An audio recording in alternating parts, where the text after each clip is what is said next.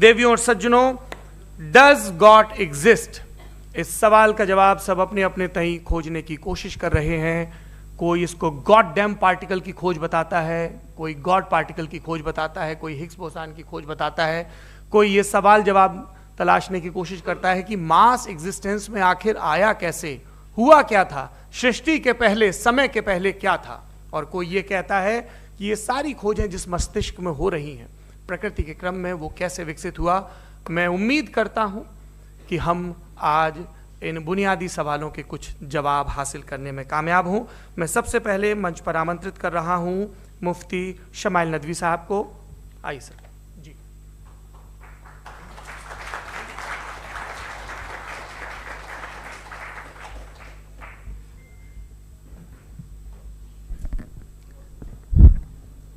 एक आखिरी गुजारिश, बोलना शुरू करें आप लोग प्लीज अपने फोन फ्लाइट मोड पे या साइलेंट मोड पे रखें। एक बार चेक कर लें, कई बार बेध्यानी हो जाती है।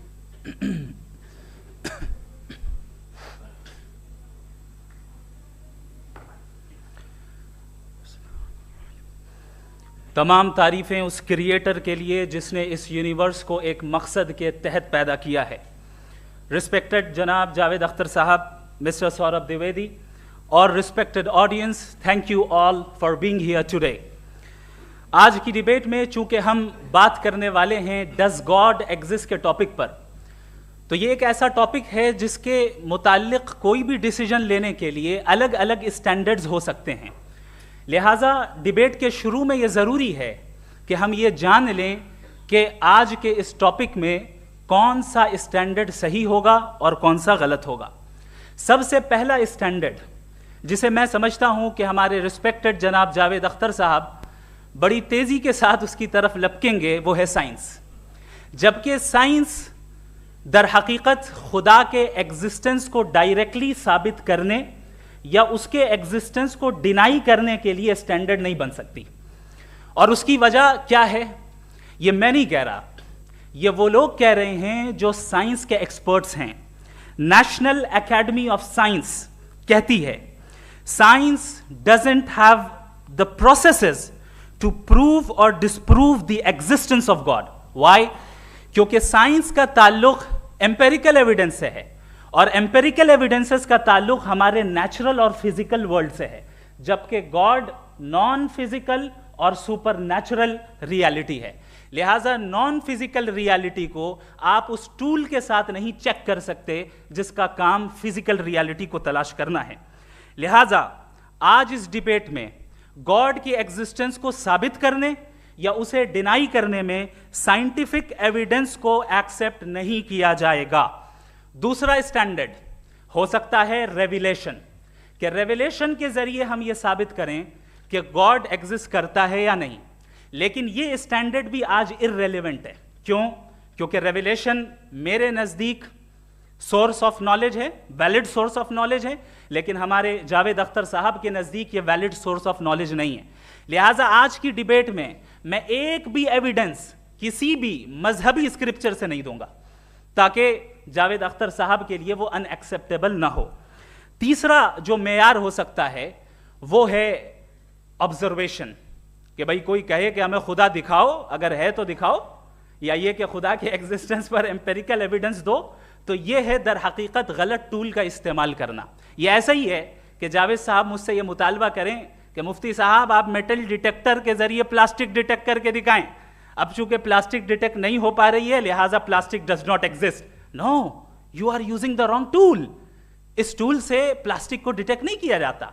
लिहाजा मैं समझता हूं कि गॉड के एग्जिस्टेंस पर एम्पेरिकल एविडेंस का मुतालबा करना एक बचकाना मुतालबा है और हमारे रिस्पेक्टेड जनाब जावेद अख्तर साहब इस स्टेज से अब बहुत आगे निकल चुके हैं।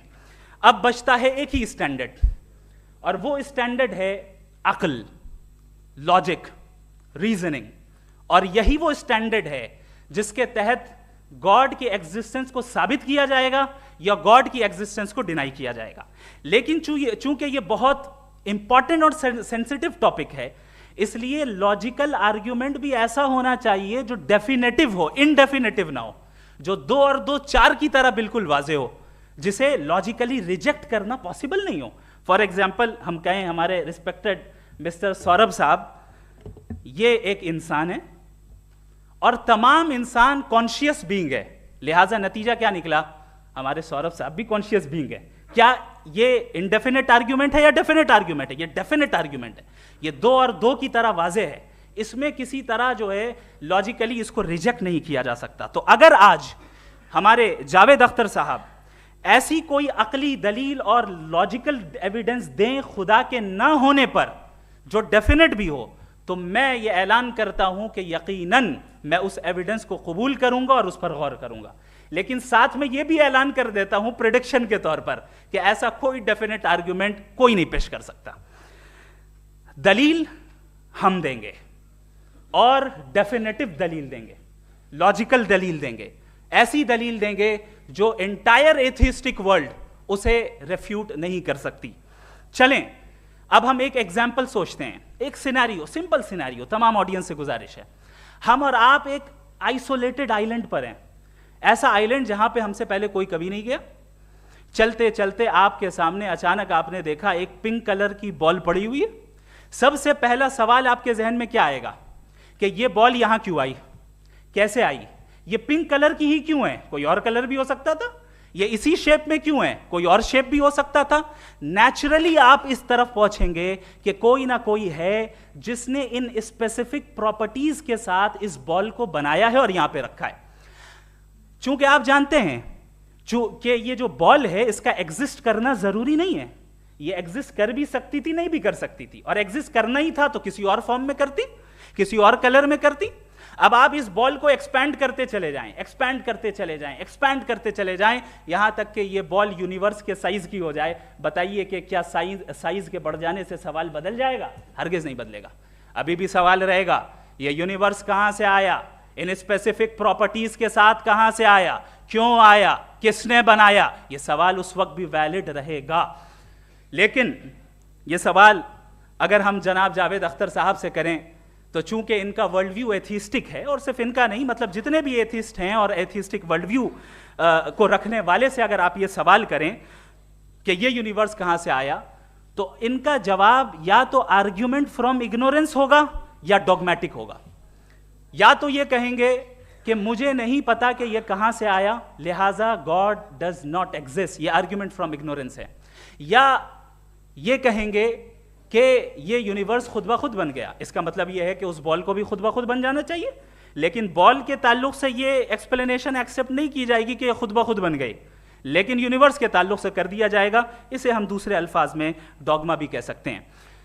दूसरी चीज, हमारे जावेद अख्तर साहब जरूर गॉड ऑफ गैप्स की मिसाल भी जरूर देंगे, और मिसाल देंगे कि पहले ज़माने में बिजलियां कड़कती थी तो लोगों ने किसी एक खुदा की तरफ, और बारिश होती थी तो दूसरे खुदा की तरफ मंसूब कर दिया, उनके पास दलील नहीं थी। यह हमारा वर्ल्ड व्यू है ही नहीं, यह हमारा वर्ल्ड व्यू है ही नहीं, क्योंकि नेचुरल फिनोमेना के प्रोसेस की इंटरप्रिटेशन को जान लेने से यह कहां से साबित हो गया कि गॉड एग्जिस्ट नहीं करता है। इस पर मैं इंशाअल्लाह अभी आगे बात करूंगा। आप हजरात ये भी देखेंगे, और मैं ये एक्सपेक्ट करता हूं कि हमारे रिस्पेक्टेड जनाब जावेद अख्तर साहब जरूर इमोशनल आर्ग्यूमेंट्स भी देंगे, जो कि एक लॉजिकल फेलेसी है जब बात आती है ट्रुथ को डिसाइड करने में। क्यों? मिसाल के तौर पर वो कहेंगे कि अगर गॉड है तो ईविल क्यों एग्जिस्ट करता है, जबकि मैं कहता हूं ईविल का एग्जिस्ट करना गॉड के एग्जिस्ट करने की दलील है, उसके खिलाफ नहीं है।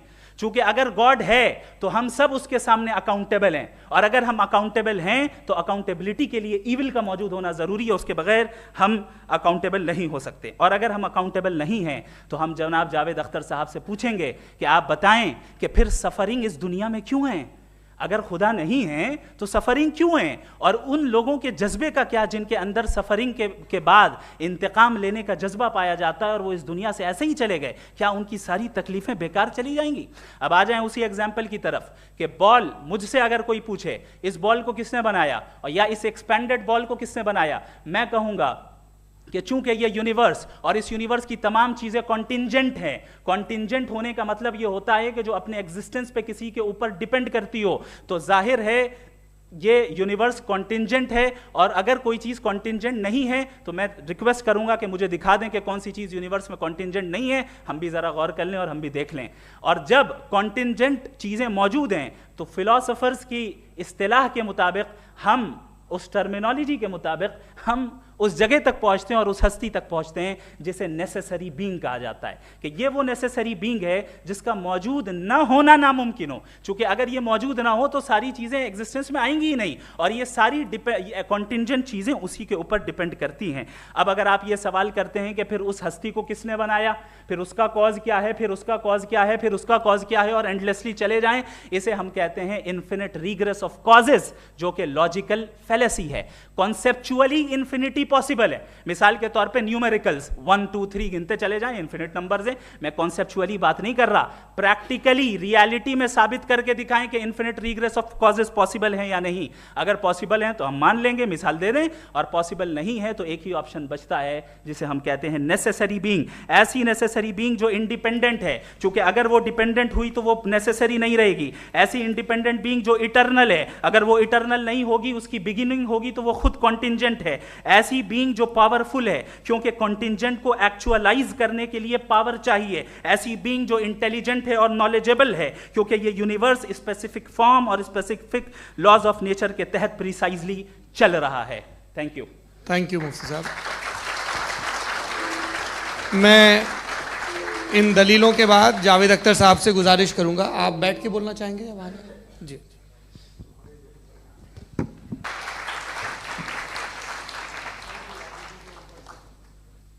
पहले तो मैं मुफ्ती साहब को एक अच्छी खबर देना चाहूँगा कि मेरी नॉलेज साइंस के बारे में बड़ी मामूली है, तो आप फिक्र ना करें उसकी, लेकिन कुछ कॉमन सेंस है मुझ में। देखिए, ये खुदा का तस्वुर कोई नया तस्वुर नहीं है, ये सदियों से रहा है। ये कुछ रिलीजन 3000 साल पुराने होंगे, 4000 साल पुराने होंगे, लेकिन इंसान कोई 10,000 12,000 साल से एग्जिस्ट करता है होमोसेपियन की शक्ल में, और हमेशा कुछ ना कुछ मज़हब रहे। ये मज़हब जाहिलों के नहीं थे, ये मज़हब एक ऐसी ग्रीक सोसाइटी के थे जहाँ बड़े बड़े फिलोसफर्स पैदा हुए। ये मज़हब इजिप्शियंस के थे जिन्होंने पिरामिड्स बनाए थे। ये रोमन्स के थे कि जिनका आर्किटेक्चर और सेनेट यानी पहली बुनियाद डेमोक्रेसी की, लिमिटेड थी मगर डेमोक्रेसी थी, ये उन लोगों ने किए थे। तो इनका जो जुपिटर था, रा था, ज़्यूस था, उन्हें उस पर इतना ही एतमाद था जितना आज किसी मजहबी आदमी को अपने खुदा पे होगा। क्रिश्चियनिटी आने से पहले यूरोप में एक मज़हब था, जर्मेनिक रिलीजन। उसका एक खुदा था, उसकी एक बीवी थी, उसके 2 बेटे थे, एक बेटी थी। फिर जर्मनी में जब यूरोप में क्रिश्चियनिटी आई तो वो खुदा, उसकी बीवी और पूरे ख़ानदान चला गया। तो हमने, अगर हम हिस्ट्री देखें तो खुदा जो हैं वो ज़्यादातर फ़ानी हैं, वो हमेशा रहे नहीं। और वो जो लोग इन्हें मानते थे उनको आप कहें वो तो जाहिल थे, उन्हें तो कुछ पता ही नहीं था, ऐसा नहीं है।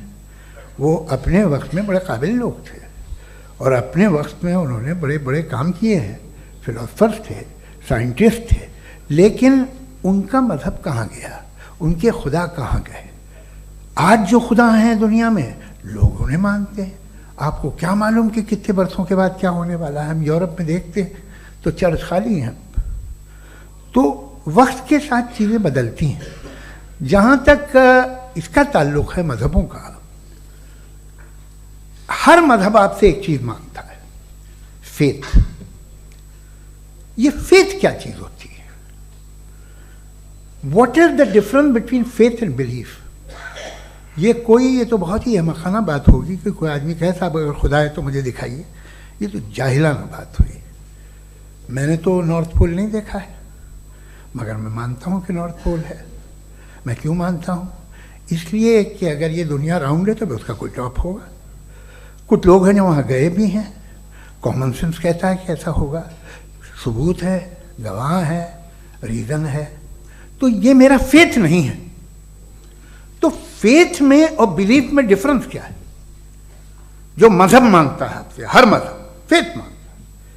फेथ का मतलब ये है कि ना कोई गवाह हो, ना कोई सबूत हो, ना कोई रैशनल हो, ना कोई लॉजिक हो, ना कोई प्रूफ हो, मगर तुम एक बात को मानो।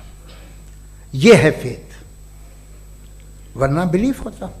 अगर इसमें कुछ भी सबूत होते, गवाह होते, तो फिर इसे आप बिलीफ कहते हैं। जैसे मेरा बिलीफ है कि नॉर्थ पोल है, मेरा फेथ थोड़ी है।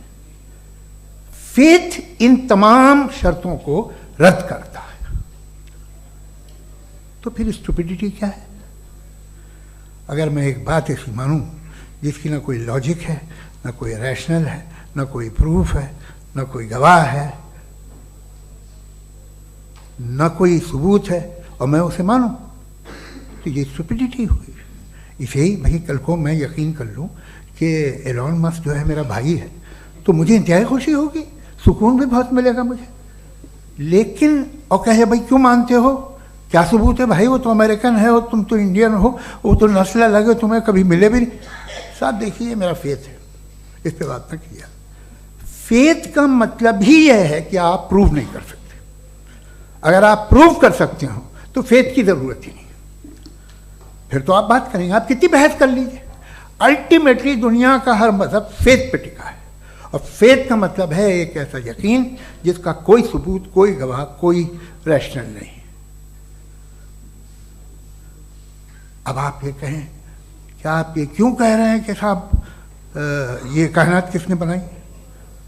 कमाल ये है कि आपने बताया कि एक आइलैंड पे गए और एक बॉल देखी। आपने ये नहीं कहा कि आइलैंड किसने बनाया, आपको सिर्फ बॉल पे हैरत हुई। हमने आइलैंड पे हमने हैरत नहीं की, होते हैं आइलैंड। इसी तरह ये आइलैंड है, सितारे, ये गैलेक्सीज, ये सब आइलैंड हैं, खला में। हम उन्हें टेकन फॉर ग्रांटेड लेते हैं, हम पूछते नहीं किसने बनाए। आपने जजीरे के बारे में भी नहीं पूछा है। मेरी पैदाइश कैसे हुई? क्या मैं प्लान्ड पैदा हुआ था? I was plan to be born, या एक लकी स्पर्म था जो किसी एग से चिपक गया? मेरी पैदाइश रैंडम। और इंसाफ जिसे आप कहते हैं, इंसाफ का तो नेचर से कोई वास्ता ही नहीं है। जो आप कहते हैं कि एक दिन इंसाफ मिलेगा, इंसाफ is a human concept, nature में कोई इंसाफ नहीं। अगर शेर हिरन को खा जाता है तो उसे कोई सजा नहीं मिलती। अगर एक आंधी आती है और हरे भरे पेड़ों को उखाड़ के फेंक देती है तो आंधियों की जेल नहीं होती है। नेचर में इंसाफ नहीं, इसलिए मुझे नेचर को इंसाफ की जरूरत भी नहीं। नेचर तमाम एक है। अब हम कहें कि साहब ये देखिए जो मैंने खाना खाया था, ये मेरी आंख तो नहीं यूं कर दिया उसे, तो इसे सजा मिलनी नहीं, वो सिस्टम है, ऐसे ही चल रहा है। नेचर बगैर इंसाफ के है। इंसाफ इज अ ह्यूमन कॉन्सेप्ट।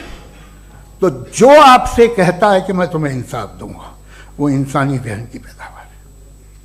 ये नेचुरल है ही नहीं, ये आसमानी है ही नहीं। नेचर का तस्वुर, इंसाफ का तस्वुर। भाई आप साथ मिलते हैं, अब आप लेफ्ट हैंड ड्राइव कर लें, ये क्या है? तमाम सच, तमाम नेकी, तमाम शराफत लेफ्ट हैंड ड्राइव है। वरना क्या होगा, या तो आप क्रॉस कर देंगे, आपका एक्सीडेंट हो जाएगा, या आप किसी को मार देंगे, या ट्रैफिक जैम हो जाएगा। झूठ, बेईमानी, रिश्वतखोरी, ये तमाम जो है driving on the wrong side है। इसके ऊपर कुछ नहीं।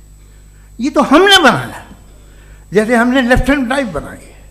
ये कॉन्सेप्ट ऑफ इंसाफ जो है ये हमारा है, इसका नेचर से कोई वास्ता नहीं। शेर खा जाता है हिरन को, उसे जेल होती है क्या? कुछ भी नहीं, है ही नहीं। तो ये जो दुनिया के रिलीजन प्रॉमिस करते हैं आपसे इंसाफ, इसी से मालूम होता है कि ये मैन मेड है। ये तसव्वुर कहीं और का है ही नहीं। जो नेचर है, कुछ लोग कहते हैं नेचर ही खुदा है, तो नेचर में तो इंसाफ नहीं कहीं। और आप वादा कर रहे हैं कि तुम्हें मरने के बाद इंसाफ मिलेगा।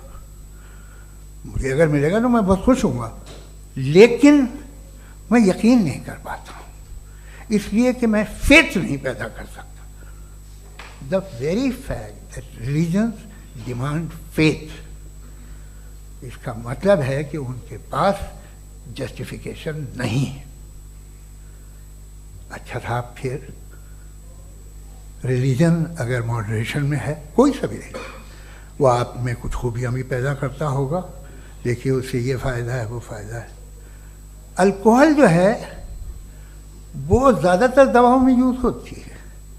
और एक सर्वे किया गया था अमेरिका में कि लॉन्जिटिविटी किन लोगों की है, तो एक तरफ वो लोग थे जो शराब पीते ही नहीं थे, और एक तरफ वो थे जो एक बोतल शराब रोज पीते थे। सबसे ज़्यादा लंबी उम्र उनकी है जो 2 पैग नाप के शराब पीते और खाना खाते हैं। मगर हम शराब को बुरा समझते हैं, मैं भी बुरा समझता हूँ। क्यों? ऐसा होता नहीं। कुछ चीज़ों में आदत होती है कि वो बढ़ती है। आज तक में एक आदमी दूध पीता है, आप 10 साल बाद भी मिलेंगे तो एक ही गिलास पीता होगा। ऐसा नहीं होता, सुबह से दूध पीता रहता है। मिल्कोहलिक मैंने नहीं देखे, अल्कोहलिक होते हैं। ये टेंडेंसी है मजहब की कि वो बढ़ता है, जैसे कैंसर बढ़ता है, जैसे शराब बढ़ती है। कुछ लोग होंगे जो उसे सही तरह से यूज़ करते हैं। मुझे यकीन है कि हमारे मुफ्ती साहब भी उनमें से एक हैं, इनसे बहुत खुशी हुई मुझे इनसे मिलकर। लेकिन कितने लोग हैं कि आज आप देखते हैं दुनिया में जो तबाहियाँ हैं, इनमें कितना हाथ है उन लोगों का जो बिलीवर कहते था मजहब ये नहीं कहता, ना कहता होगा, मगर जब ये मजहब पीते हैं तो ऐसे बिहेव करते हैं। थोड़ा सा अगर हो तो शायद बहुत अच्छी बात, लेकिन शराब थोड़ी सी नहीं रहती, उसमें टेंडेंसी है पहले। थोड़ा सा अगर 2-3 कैंसर के सेल हो ना बॉडी में तो आदमी स्लिम रहेगा, लेकिन वो 2-3 सेल नहीं रहते, वो मल्टीप्लाई होते हैं। जी, मैं पहले जवाबी दौर के लिए इनवाइट कर रहा हूँ मुफ्ती साहब को। Your rebuttal round 1, you have 7 minutes.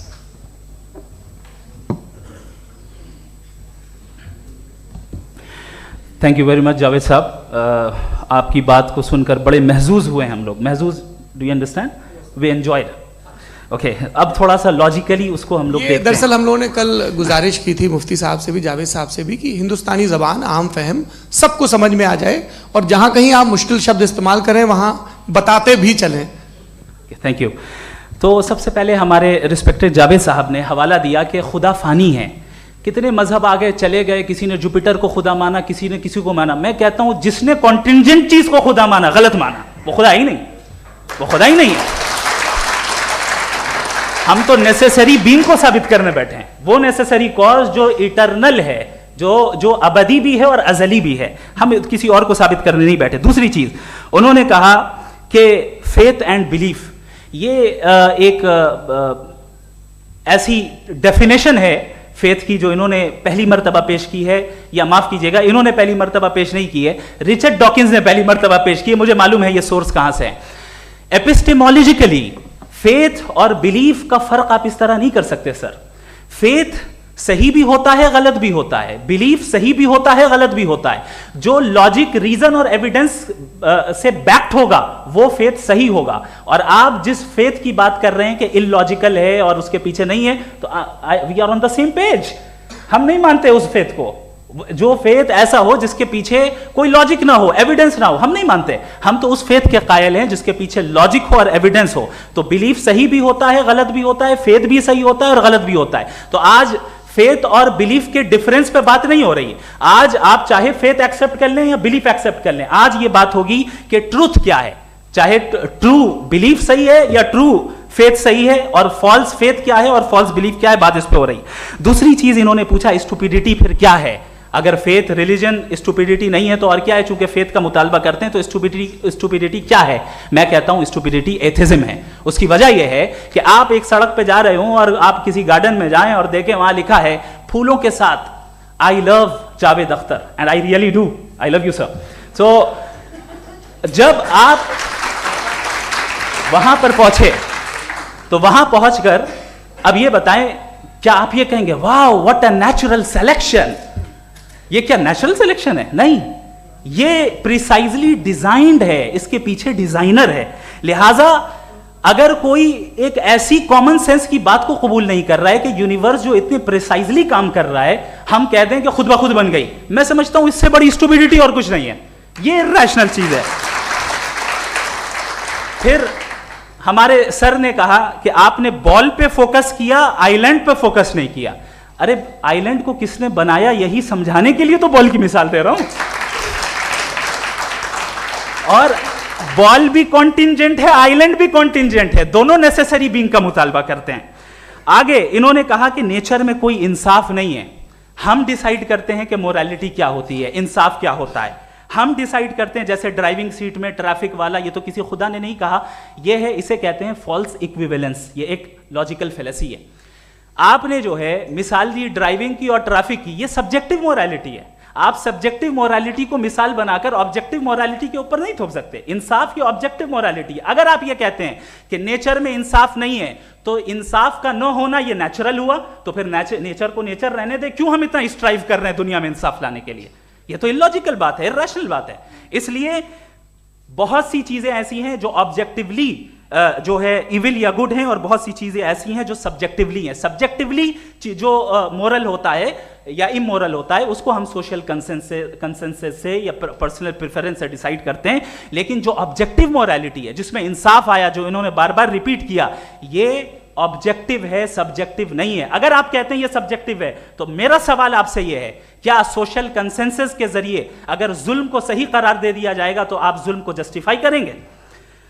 दूसरी चीज इन्होंने ये कहा कि 2 पैक शराब पी लें तो वो उतने पे नहीं रहता, बढ़ जाता है। यही मामला मजहब के साथ है। 2 पैक आप पी लें, बढ़ेगा।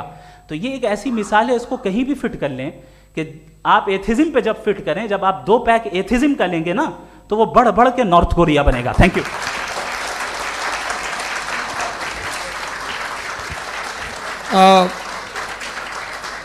फर्स्ट राउंड की रिबटल के लिए मैं जावेद साहब को इनवाइट कर रहा हूं। आपके पास 7 मिनट का वक्त है, रीसेट कर दीजिएगा प्लीज।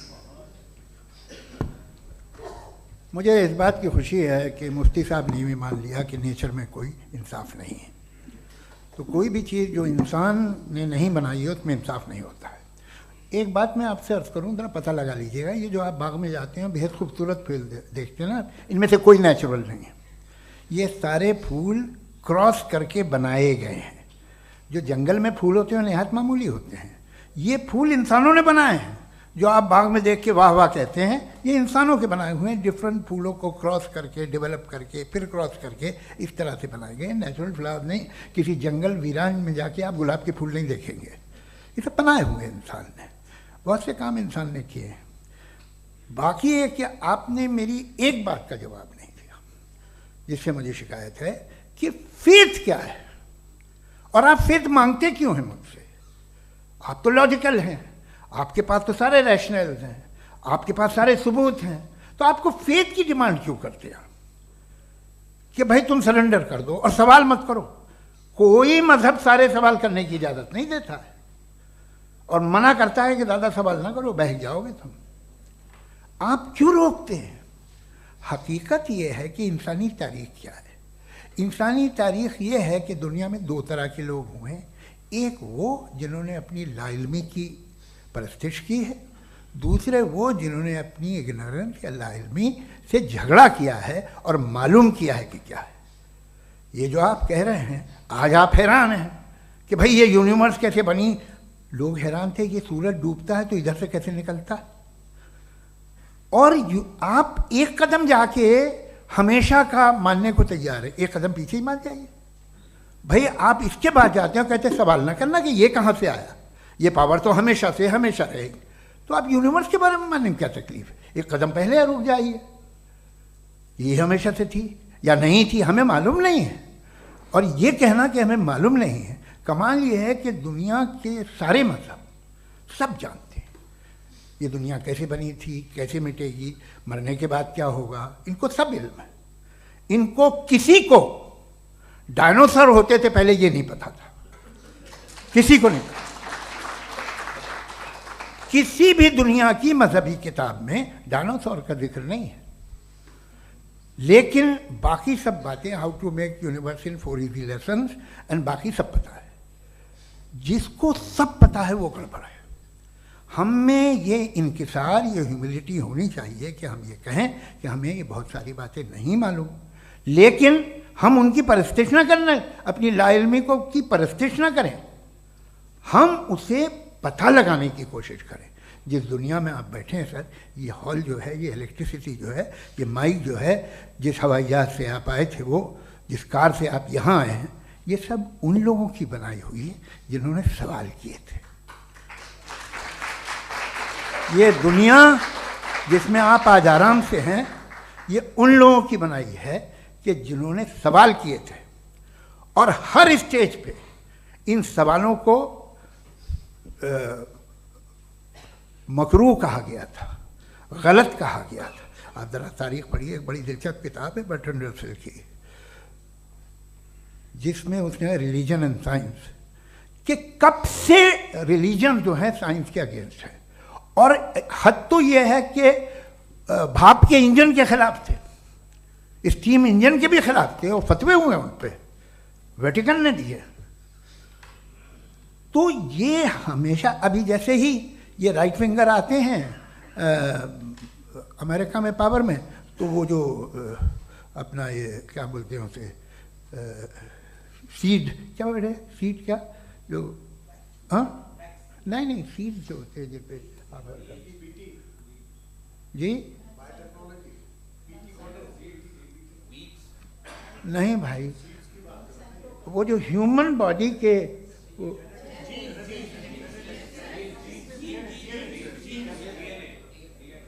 उस पर रिसर्च बंद हो जाती है, रिपब्लिकन नहीं करने देते।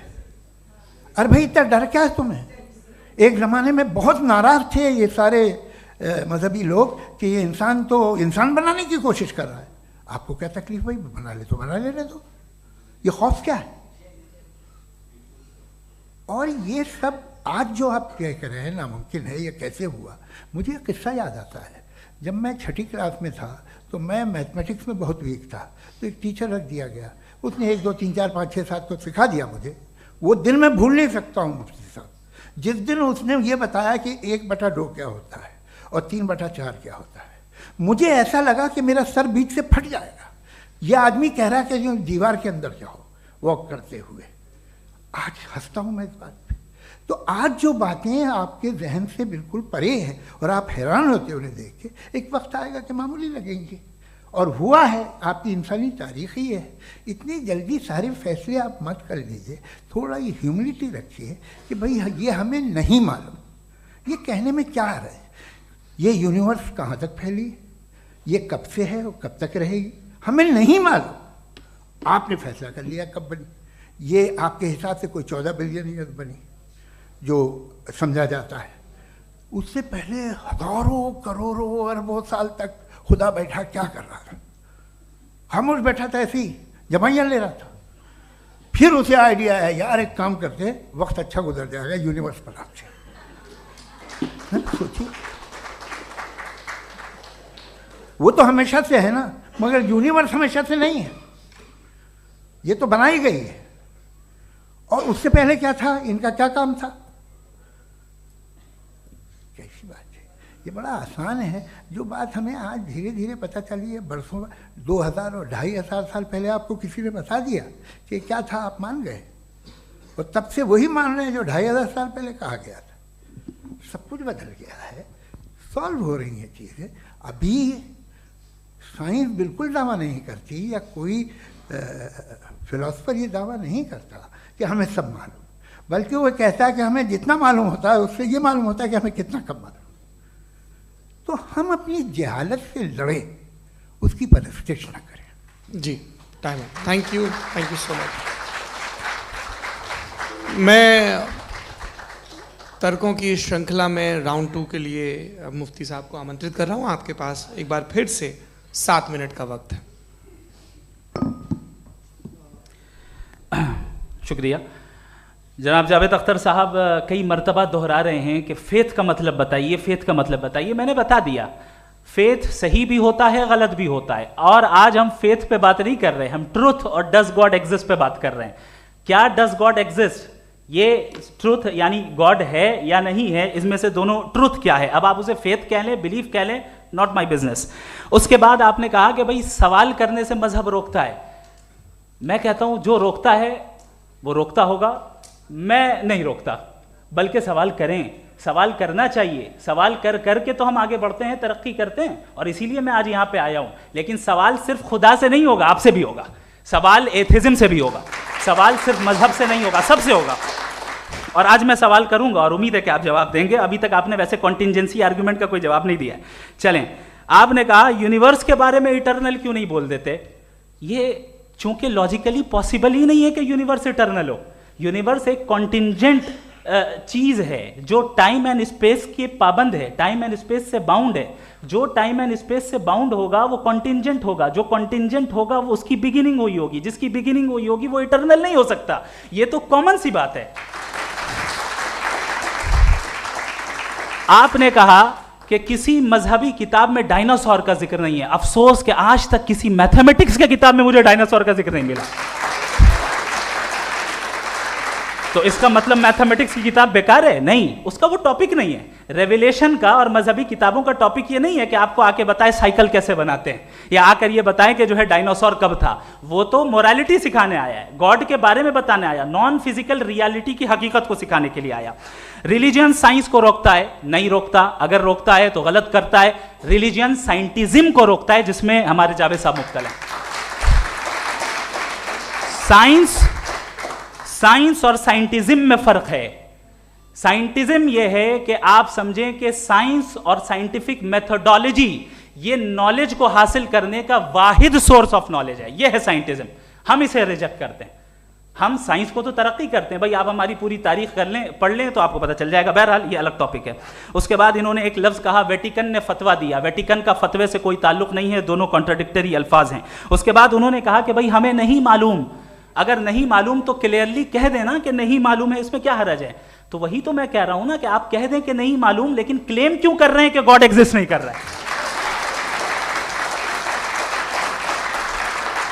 आप कह दें नहीं मालूम है, हो सकता है हो सकता ना हो, लेकिन आप क्लेम कर रहे हैं। The moment you say God does not exist, this is a claim, and now the burden of proof is upon you too, जैसे हमारे ऊपर है। और क्यों है मैं बताता हूं, क्यों है ये भी मैं बताता हूं। फिलोसॉफिकली जो क्लेम होता है ना, सिर्फ ये नहीं होता कि इंसान कहे पॉजिटिव क्लेम करे और नेगेटिव क्लेम करे तो बर्डन ऑफ प्रूफ नहीं है। आप मिसाल के तौर पे मैं कहूं कि फुला उस कमरे में कोई नहीं है, मैंने एक नॉलेज का क्लेम किया है। उस कमरे में कोई नहीं है, मैंने एक नॉलेज का क्लेम किया। या तो मैं कहूं मुझे नहीं पता, हो भी सकता है नहीं भी हो सकता है, this is not a claim. लेकिन जब मैं कह रहा हूं कि वहां कोई नहीं है, या मैं कह रहा हूं वहां कोई है, दोनों क्लेम है और दोनों के ऊपर बर्डन ऑफ प्रूफ है। हमारे ऊपर भी बर्डन ऑफ प्रूफ है। मैंने कंटिजेंसी आर्ग्यूमेंट दिया, इसे तोड़कर दिखाइए। आखिरी चीज, इन्होंने कहा कि खुदा दुनिया बनाने से पहले 150 साल पहले या करोड़ों साल पहले क्या कर रहा था। अरे हजरत, चलें बहरहाल मैं जवाब दे देता हूं। आप हमारे रिस्पेक्टेड पर्सनैलिटी हैं, अगर आप नहीं होते तो मैं ऐसे एंटरटेन ही नहीं करता।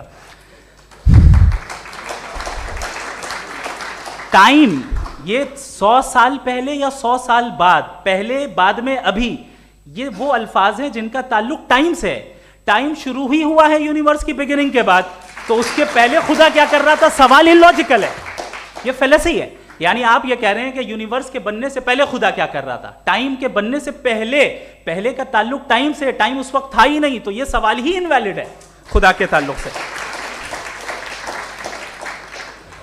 दूसरी चीज, आर्ग्यूमेंट ऑफ कंटिजेंसी जो मैंने आपके सामने पेश की है, आपने बार बार ये प्रूफ किया और ये कह रहे हैं कि गॉड ऑफ गैप्स। देखिए, पहले नहीं मालूम था, साइंस ने कर दिया। सिंपल्स की मिसाल से मैं समझा देता हूं। जिस गैप्स की आप बात कर रहे हैं ना, साइंस उन गैप्स को जिन चीज के जरिए भी प्रूव करेगा वो कॉन्टिंजेंट ही होगा, अब चाहे वो फोर्स हो, मैटर हो या एनर्जी हो। लिहाजा सवाल हमारा उस वक्त भी वैलिड होगा जब तक कि आप नेसेसरी बीइंग पे ना आ जाएं, और इन्फिनिट रिग्रेस पॉसिबल नहीं है of causes in practical world, तो जाहिर है कहीं रुकना पड़ेगा, जहां रुकेंगे वही खुदा है। दूसरी चीज, आपने ये कहा, क्या कह रहा था मैं, किस पॉइंट को? What? Oh no, after that, just now. हाँ, जहां रुकेंगे वही खुदा है। बहरहाल, तो टाइम का जिक्र हो गया, गॉड ऑफ गैप, सॉरी, या इसकी एक मिसाल आप ले लें। एक कार है, एक साहब ने देखा कि भाई कार जो है उसके व्हील्स कितने अच्छे लगे हुए हैं सही जगह पे, स्टीयरिंग जो है कितने अच्छे जगह पे लगी हुई है, और सीट्स कितने वेल डिजाइंड है, कितनी प्रिसाइजली ये कार काम कर रही है। तो जरूर कोई ना कोई इसे क्रिएट किया है, किसी ने क्रिएट किया है। अब जावेद साहब आए और कहें अरे जनाब बोनेट खोलिए, इसमें इंजन है, इंजन इस कार को चला रहा है, hence prove no one has created the car. This is illogical, this is irrational. आपने इंजन के जरिए उस गैप को तो साबित किया, लेकिन क्या उससे कार की जो क्रिएशन है और उसका जो क्रिएटर है ये इम्पॉसिबल हो जाए? ऐसा पॉसिबल है? उसका सवाल खत्म हो जाए, ऐसा पॉसिबल है? नहीं। आपने गैप्स को फिल करके, कॉन्टिंजेंट चीजों से गैप्स को फिल करके हमारे ऑब्जर्वेशन को और ब्रॉड कर दिया। अब हमें और पता चल गया कि ये जो कार है इसका सिस्टम कितना ज्यादा कॉम्प्लेक्स है। पहले कम समझते थे, अब कॉम्प्लेक्सिटी और ज्यादा वाजे हो गई। अब हमें समझ में आ रहा है कि हमारी सर्टेनिटी और बढ़ गई कि जरूर इस कार को किसी ना किसी ने बनाया। यही मामला यूनिवर्स का है। साइंस हमेशा फिजिकल वर्ल्ड की चीजों को ही फिल करती जाएगी और फिजिकल चीजों से ही करती जाएगी, चूंकि एम्पेरिकल एविडेंस का ताल्लुक फिजिकल वर्ल्ड से है। आप साइंस के जरिए मेटाफिजिकल रियलिटी को कभी साबित नहीं कर सकते। ये रॉन्ग टूल का इस्तेमाल करना है। ये वही काम है कि आप मेटल डिटेक्टर से प्लास्टिक डिटेक्टर करने चलें, जो कि जाहिर है सही नहीं है। Thank you.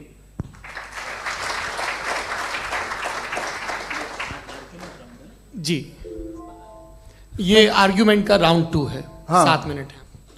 पहले तो मैं आपसे अर्ज करूं कि आपने कहा कि जब कायनात ही नहीं थी तो वक्त भी नहीं था, कुछ भी नहीं था। कैसे नहीं था? खुदा था। एक एग्जिस्टेंस तो था ना खुदा का। तो जब खुदा था तो वक्त भी होगा। ऐसा नहीं कि कुछ भी नहीं था, खुदा था। अच्छा, बाकी ये कि आपने कहा साहब आप साबित कीजिए, आपके पास भी लॉजिक है या मेरे पास भी लॉजिक है। आप मेरा जिम्मेदारी नहीं है साबित करना कि खुदा है। बर्टन रसल ने बड़ी अच्छी बात कही। बर्टन रसल ने बड़ी अच्छी बात कही। मैं आपसे अगर ये दावा करूं कि एक चाय की केतली मरीख के चारों तरफ घूम रही है, मार्स के चारों तरफ, तो ये आपका काम नहीं है कि आप साबित करें कि कोई चाय की केतली नहीं है। ये मेरा काम है, मैंने दावा किया है। ये दावा तो मजहबी लोग करते हैं कि खुदा है। मैं क्यों साबित करूं कि नहीं है? जब तक आप मुझे कन्विंस नहीं कर देंगे मैं नहीं मानूंगा। आपकी जिम्मेदारी है, मेरी जिम्मेदारी नहीं है। दोयम ये कि ये जो आप कह रहे हैं, जो गैप्स हैं, ये गैप जब जब किसी मजहब को चैलेंज करते हैं, जब ऐसा कोई बात आती है तो हंगामा हो जाता है कि जब वो चैलेंज करें किसी फेथ को। ये तमाम साइंस जो है इसे मुख्तलिफ जगहों पे मुख्तलिफ वक्तों में मजहब ने रोकने की कोशिश की है। ये किताब है religion and science, Burton Russell की, पढ़िएगा, अच्छी लगेगी आपको। तारीख ही है साइंस, मजहब की साइंस से उसका यही रिश्ता है। अच्छा, अब ये हम सोचें कि बहरहाल ये वजूद जो है मजहब और ये बिलीव इन गॉड इंसान को बेहतर बना देता है। तो एक काम कीजिए, हिंदुस्तान वर्ल्ड का नक्शा लीजिए और मार्क कीजिए कि रिलीजन कहाँ कहाँ ज़्यादा है, कहाँ कहाँ, चाहे वो लैटिन अमेरिका हो या मिडल ईस्ट हो या फार ईस्ट हो या हिंदुस्तान के वो इलाके जहाँ मजहबियत ज़्यादा है। रख दीजिए नक्शा अलग। अब दूसरा नक्शा कि कहाँ कहाँ नाइंसाफ़ी, रिप्रेशन, औरतों के हुकूक की पामाली, जुल्म, डिक्टेटरशिप कहाँ है, नक्शा एक ही होगा। तो आप मुझे बताएं कि जो इसका तरकीब इस्तेमाल क्या है, खुदा का तरकीब इस्तेमाल तो बताइए। आप छोटी सी दवा सड़क पे बेचते हैं, उसकी भी तरकीब इस्तेमाल बताते हैं। इसके इस्तेमाल से तो फ़ायदा ही नहीं हुआ किसी को। जो सारे के सारे ख़राब मुल्क हैं, ख़राब समाज है, वो सारे जुल्म खुदा के नाम पे करते हैं। वो गलत करते हैं, सही करते हैं, मुझे क्या लेना देना उससे। इस्तेमाल से मालूम होता ना। एक विस्की की बोतल कभी शायद देखी हो आपने, लाल रंग की होती है, उस पर रोशनी और छपड़ा इंतहाई खूबसूरत लगती है, क्या बिगाड़ रही है किसी का? उसका इस्तेमाल गलत है, इसलिए आप उसे नापसंद करते हैं। इसका इस्तेमाल गलत है, इस तसव्वुर का इस्तेमाल ही गलत है और हमेशा से गलत हुआ है। आप देख लीजिए, इंसानी तारीख देख लीजिए, आज देख लीजिए, हिंदुस्तान देखिए, दुनिया देख लीजिए, क्या हो रहा है। इसे कैसे इस्तेमाल कर रहे हैं फेथ वाले लोग? क्या फेयर हैं, जस्ट हैं, जो अपने खुदाओं पे यकीन रखते हैं? वो किस तरह के लोग हैं? वो लोगों को इंसाफ देते हैं, वो बेहतर इंसान बने। तो इस दवा का फ़ायदा क्या है? चलो बहुत फ़ायदा हो रहा तो मैं इस्तेमाल कर लूँगा, मुझे तो इस दवा का कोई फ़ायदा दिखता ही नहीं। मुझे तो ऐसा लगता, मैं एक और बात बताऊं, अगर कोई आदमी मजहबी है और अच्छा आदमी है तो मैं उसकी बहुत इज्जत करता हूँ, इसलिए कि मेरा ख्याल है मजहबी आदमी का अच्छा होना मुझसे अच्छा होने से ज़्यादा मुश्किल है। भाई हर चीज़ की एक लिमिट है। आप इतना भाग सकते हैं, इतना नहीं भाग सकते, इतना वजन उठा सकते, इतना नहीं उठा सकते, इतना दूर देख सकते हैं, इतना दूर नहीं देख सकते। उसी तरह कॉमन सेंस कहता है कि आप में नेकी का भी एक कोटा होगा। अब आप अगर सुबह जाते हैं अपनी इबादत गाह और इबादत करते हैं, तो बाहर निकलते हैं तो आप तो यही महसूस करते हैं कि आपने एक बहुत अच्छा काम किया, आपकी नेकी का एक बहुत बड़ा कोटा खर्च हो गया जिससे किसी का कोई फ़ायदा नहीं हो।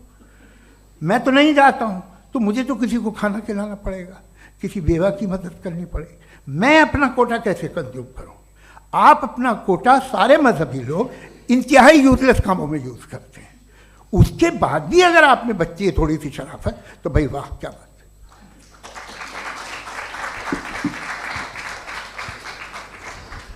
एक तो मुझे ये बात बहुत अच्छी लग रही है कि दोनों ही विद्वान समय को मानते हैं और बहुत समय से अपनी दलीलें और बाज दफ़ा समय से पहले अपनी तकरीरें पूरी करके अपनी अपनी कुर्सी पर बैठ रहे हैं। ये इस आर्ग्यूमेंट का राउंड 2 पूरा हुआ।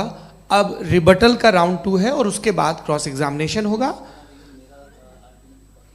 नहीं, आपका आर्ग्यूमेंट हो गया सर। हमारे यहाँ स्कूल के सिलेबस में पंच परमेश्वर कहानी पढ़ाई जाती है, प्रेमचंद जी की लिखी हुई। आप निश्चिंत रहिए, आपके कोई राउंड में मिस नहीं होने दूंगा। रिबटल का राउंड 2, मुफ्ती शमाइल नदवी साहब।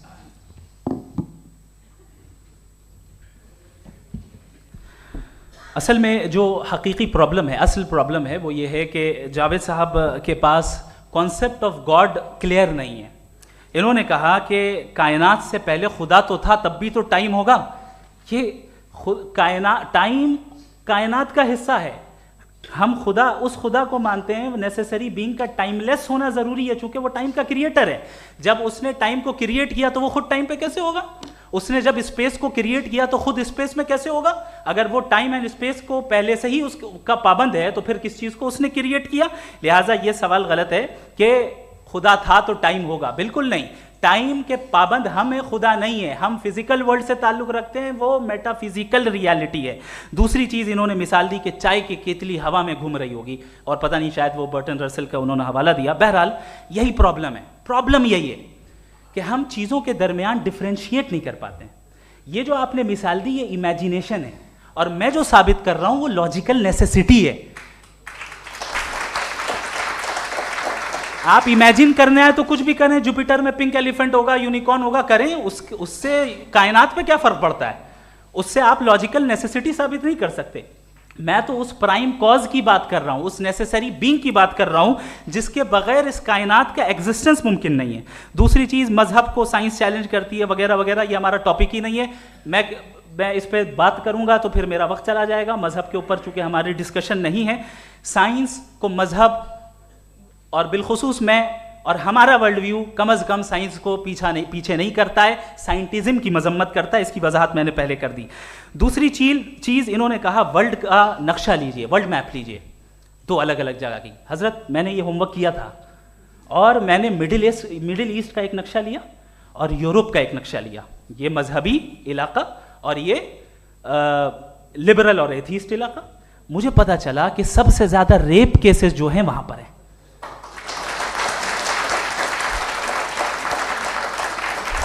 मुझे ये पता चला यूएन की रिपोर्ट के मुताबिक, मैं ये अपने घर से नहीं लेके आ रहा, कि जो वर्किंग वुमेन है यूरोपियन कंट्रीज में, उसमें 81% वुमेन सेक्सुअल हैरेसमेंट का वर्क में शुमार हो रही है। ये मिडिल ईस्ट में नहीं हो रहा है, वो मजहबी लोग हैं इसलिए नहीं हो रहा है।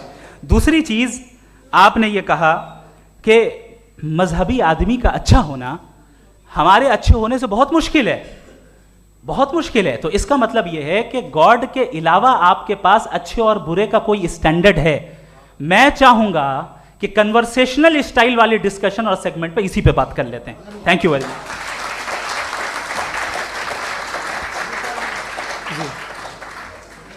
ये रिबटल का राउंड 2 है, आपके पास 5 मिनट का वक्त है और इसके बाद क्रॉस एग्जामिनेशन शुरू करेंगे। आप चाहें तो जो इन्होंने सवाल पूछे उनके जवाब आप रिबटल में भी दे सकते हैं। जी जी, देखिए पहले तो ये बात कि ये मिसाल गलत नहीं है, गलत है। इन्होंने पहले ही हमको डिसार्म कर दिया, कह लिया अकल से मामला सॉल्व नहीं हो सकता, लॉजिक से आप पहुंच नहीं सकते। ये एक मेटाफिजिकल चीज़ है। मेटाफिजिकल अजीब सा लफ्ज़ है, ठीक से किसी को माने नहीं मालूम इसके, तो ऐसा लगता है कुछ बड़ी चीज़ है। अरे भाई क्या होता है मेटाफिजिकल, बताओ, खड़ी हो। ये एक लफ्ज़ है जो कहीं भी इस्तेमाल हो जाता है। जब आप एक बात कर रहे हैं और आप मुझसे बहस कर रहे हैं तो मुझे मेटाफिजिकल मत बताइए, आप लॉजिकली मुझे प्रूफ किए। और अगर लॉजिकली आप नहीं बात करते साहब ये मेटाफिजिकल है, तो फिर हम आप बात क्या कर रहे हैं? मेरा आपका किस ज़बान में कॉन्वर्सेशन होगा? और ये कहना कि वक्त पहले नहीं था, तो फिर क्यों कहते हैं ये हमेशा से और हमेशा रहेगा? हमेशा वक्त है, तो आप कैसे कहते हैं वो हमेशा से है और हमेशा रहेगा? हमेशा का मतलब है कोई वक्त, अगर वक्त ही नहीं है तो हमेशा कैसे? बाहर वो रहेगा। अब मैं ये देखता हूँ, आपने कहा ना कि वहाँ रेप ज़्यादा होते हैं, तो हम एक बात देखते हैं कि ये दुनिया जिस पे वो कादर मुतलक है, जिसकी मर्ज़ी के बगैर पत्ता भी नहीं हिलता, ओमनीपोटेंट है, ये दुनिया चल कैसे रही है? और इस दुनिया का हाल क्या है? 45,000 बच्चे जो 10 साल की उम्र से कम थे वो गाजा में मरे। भूख से काला हांडी में बच्चे मरते हैं और डिप्थेरिया से मरते हैं। डिप्थेरिया अजीब मर्ज है, गले में जाली बनना शुरू होती है, बच्चा नीला हो जाता है, गरीब का बच्चा, इसलिए कि उपास इलाज में। ये कादर मुतलक है जो चाहे कर दे, इससे आप दुआएं मांगते हैं हमारी ये काम कर दे वो कर दे, तो इसका मतलब डे टू डे लाइफ में वो इंटरफेयर करता है और ये देख रहा है वो।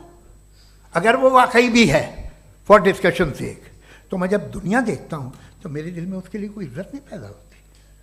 ये क्या कर रहे हो तुम पूरे ऑल पावरफुल हो, ओमनीपोटेंट हो, ओमनी प्रेजेंट हो, तुम तो वहाँ गाजा में रहे होगे ना, तुम हर जगह हो। तुम देख रहे थे कि बच्चे की कैसे धज्जियाँ उड़ रही, तुम देख रहे थे और तुम चाहते हो मैं तुम्हारी परस्तिश करूँगा, तुम हो भी। अरे यार इसके अच्छे तो हमारे चीफ प्राइम मिनिस्टर हैं, कुछ तो ख्याल करते हैं। कमाल है, आप किसकी इबादत कर रहे हैं? अगर वो है भी, ये दुनिया नाइंसाफी से, जुल्म से, जबर से, तशद्दुद से भरी हुई। और आप ये मत कहिएगा कि वो देख रहा है और वो बताएगा एक दिन। अगर वो देख रहा है और इंटरफेयर नहीं करता तो आप दुआ क्यों मांगते? आप कहते हैं मेरा ये काम करा दे, इसके मतलब है वो दखल दे सकता है, वो आपको नौकरी दिलवा सकता है, भले दूसरे आदमी को न मिले, मगर आपका काम कर देगा चूंकि आपने दुआ मांगी है। तो जब वो आपको नौकरी दिला सकता है, लड़की की शादी कर सकता है, बेटे को ग्रीन कार्ड दिलवा सकता है, तो कम से कम ये जो मर रहे हैं बच्चे इनको रोक दे, कुछ तो करे। मुझे तो दुनिया में इस दुनिया का कोई मालिक है, इसका ओमनीपोटेंट कोई रूलर है और ये दुनिया ऐसी चल रही है। मैं तो चाहूँगा कि भाई ना हो, अगर हो तो बड़ी शर्मिंदगी की बात है। शुक्रिया।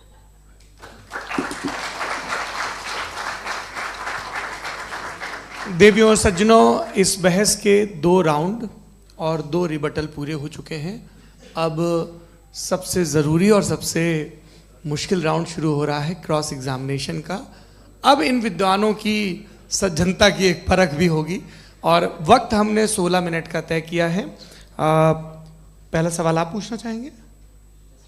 जी बिल्कुल। पहले बोले भी आप माइक ले लीजिएगा हाथ में, ये नीचे से होना चाहिए। जी मैं बोलता हूँ, ये डायस हटा सकते हैं क्या हम थोड़ा क्विकली? डायस पीछे कर दीजिए बस थोड़ा सा, है ताकि ये जो दाएं बाएं लोग बैठे हैं इसे हटा ही दीजिए। अब हम वहाँ तो जाने वाले नहीं, आराम से आराम से दोनों तरफ से हटा दीजिए।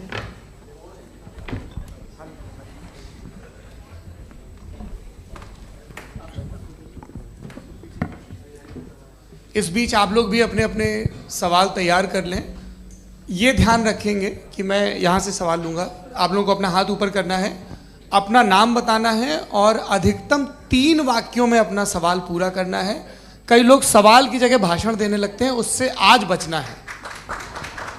जी मुफ्ती साहब, पहला सवाल आपका, 16 मिनट हैं, हम दोनों लोगों के सवाल लेंगे। जी बहुत शुक्रिया। आपकी जो अभी बात हुई बहुत अहम थी, मैं इसको चाहूँगा कि आगे डिस्कस करूँ, लेकिन चूँकि अभी ये वो सेगमेंट है क्रॉस एग्जामिनेशन, तो सबसे पहला सवाल आपसे ये है कि जो मैं इतनी देर से कॉन्टिंजेंसी आर्ग्यूमेंट आपको बता रहा था, ये अकल से ही बता रहा था हजरत, आप ये बताएं कि आप इन्फिनिट रिग्रेस ऑफ कॉजेस को पॉसिबल मानते हैं या नेसेसरी बीइंग के एग्जिस्टेंस को सही समझते हैं, चूंकि दो ही ऑप्शन हो सकता है, आप ये बताएं।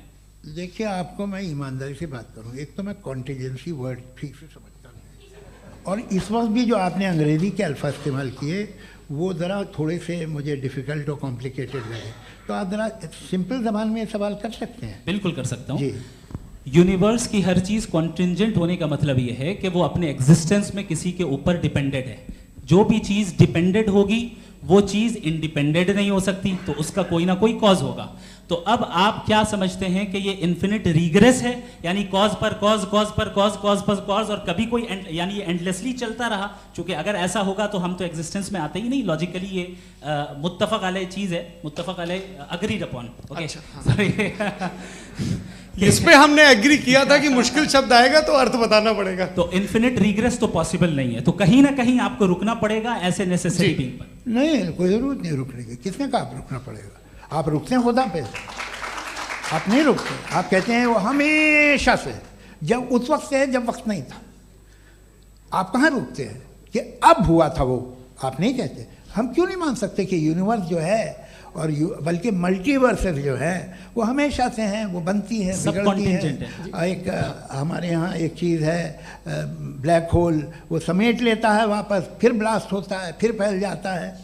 और इसमें हमारी तो खैर कोई औकात ही नहीं है इंसान की।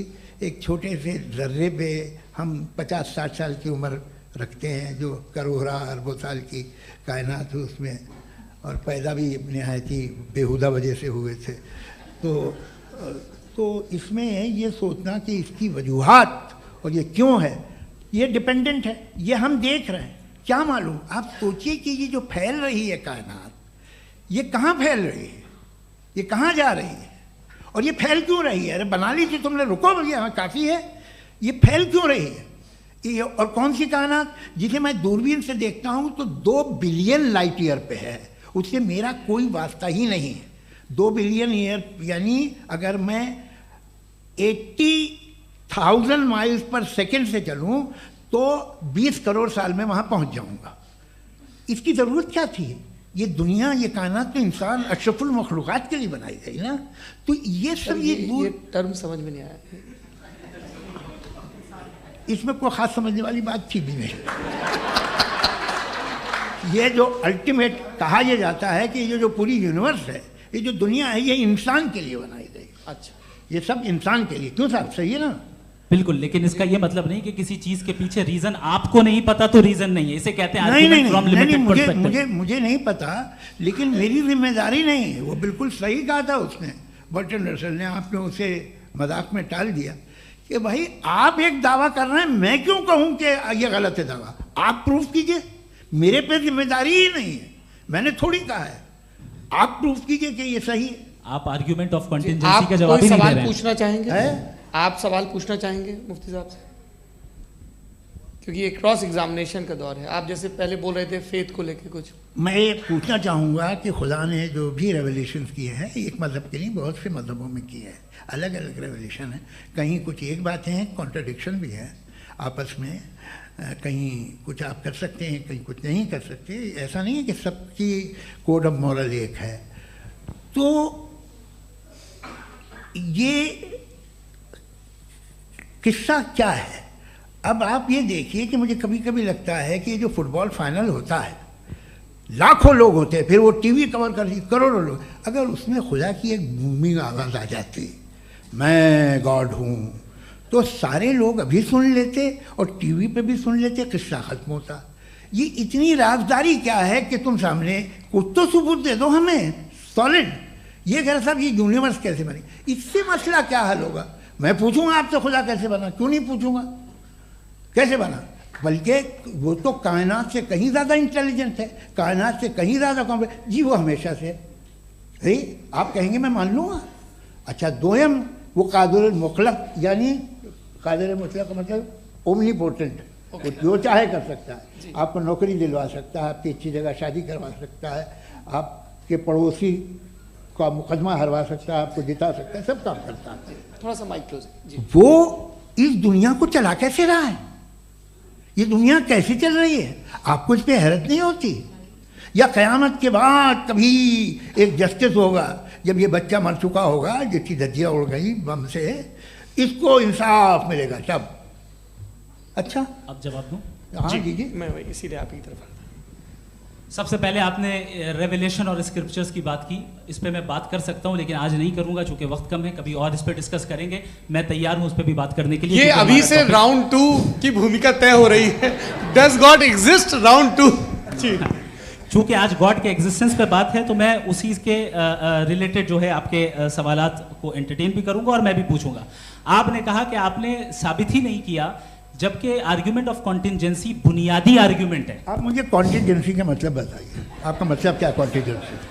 कॉन्टिजेंसी का मतलब यह हुआ कि हर वो वजूद जो किसी भी चीज का पाबंद है, हर वो वजूद या हर वो चीज जो अपने एग्जिस्टेंस में किसी भी चीज के पाबंद है और उससे बाउंड है, उसको उसकी ज़रूरत है, उस पर डिपेंड करती है, तो जाहिर सी बात है कि उसका कोई ना कोई कॉज होता है। ये तो अक्ल की बात है, ये आप रीजनिंग की बात करते हैं, मैं वही कर रहा हूं। दूसरी चीज आपने ये बात कही कि इतने बिलियन लाइट ईयर्स दूर है, उसका मेरा क्या लेना देना। फिर मेरे ख्याल से आपको ये नहीं कहना चाहिए I think therefore I am an atheist. आपको सोचना चाहिए, सिर्फ आप एक लिमिटेड दायरे में रहकर नहीं सोचें बल्कि बाहर निकलकर सोचें। आपने तीसरा सवाल किया, आपने 2-3 सवाल एक साथ। ऐसी बातें ना कीजिए, कुछ लोगों को इतराज हो जाएगा आप पे कि आप कुछ भी सोचिए, ये इजाज़त आपको है नहीं, मुझे है।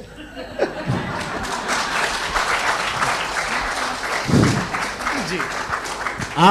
आपने प्रॉब्लम ऑफ इविल के ताल्लुक से सवाल किया और बार बार आप एक लफ्ज रिपीट कर रहे हैं कि ओमनीपोटेंट गॉड है, ऑल पावरफुल गॉड है। यही तो दरअसल समझना है कि गॉड का कॉन्सेप्ट क्या है।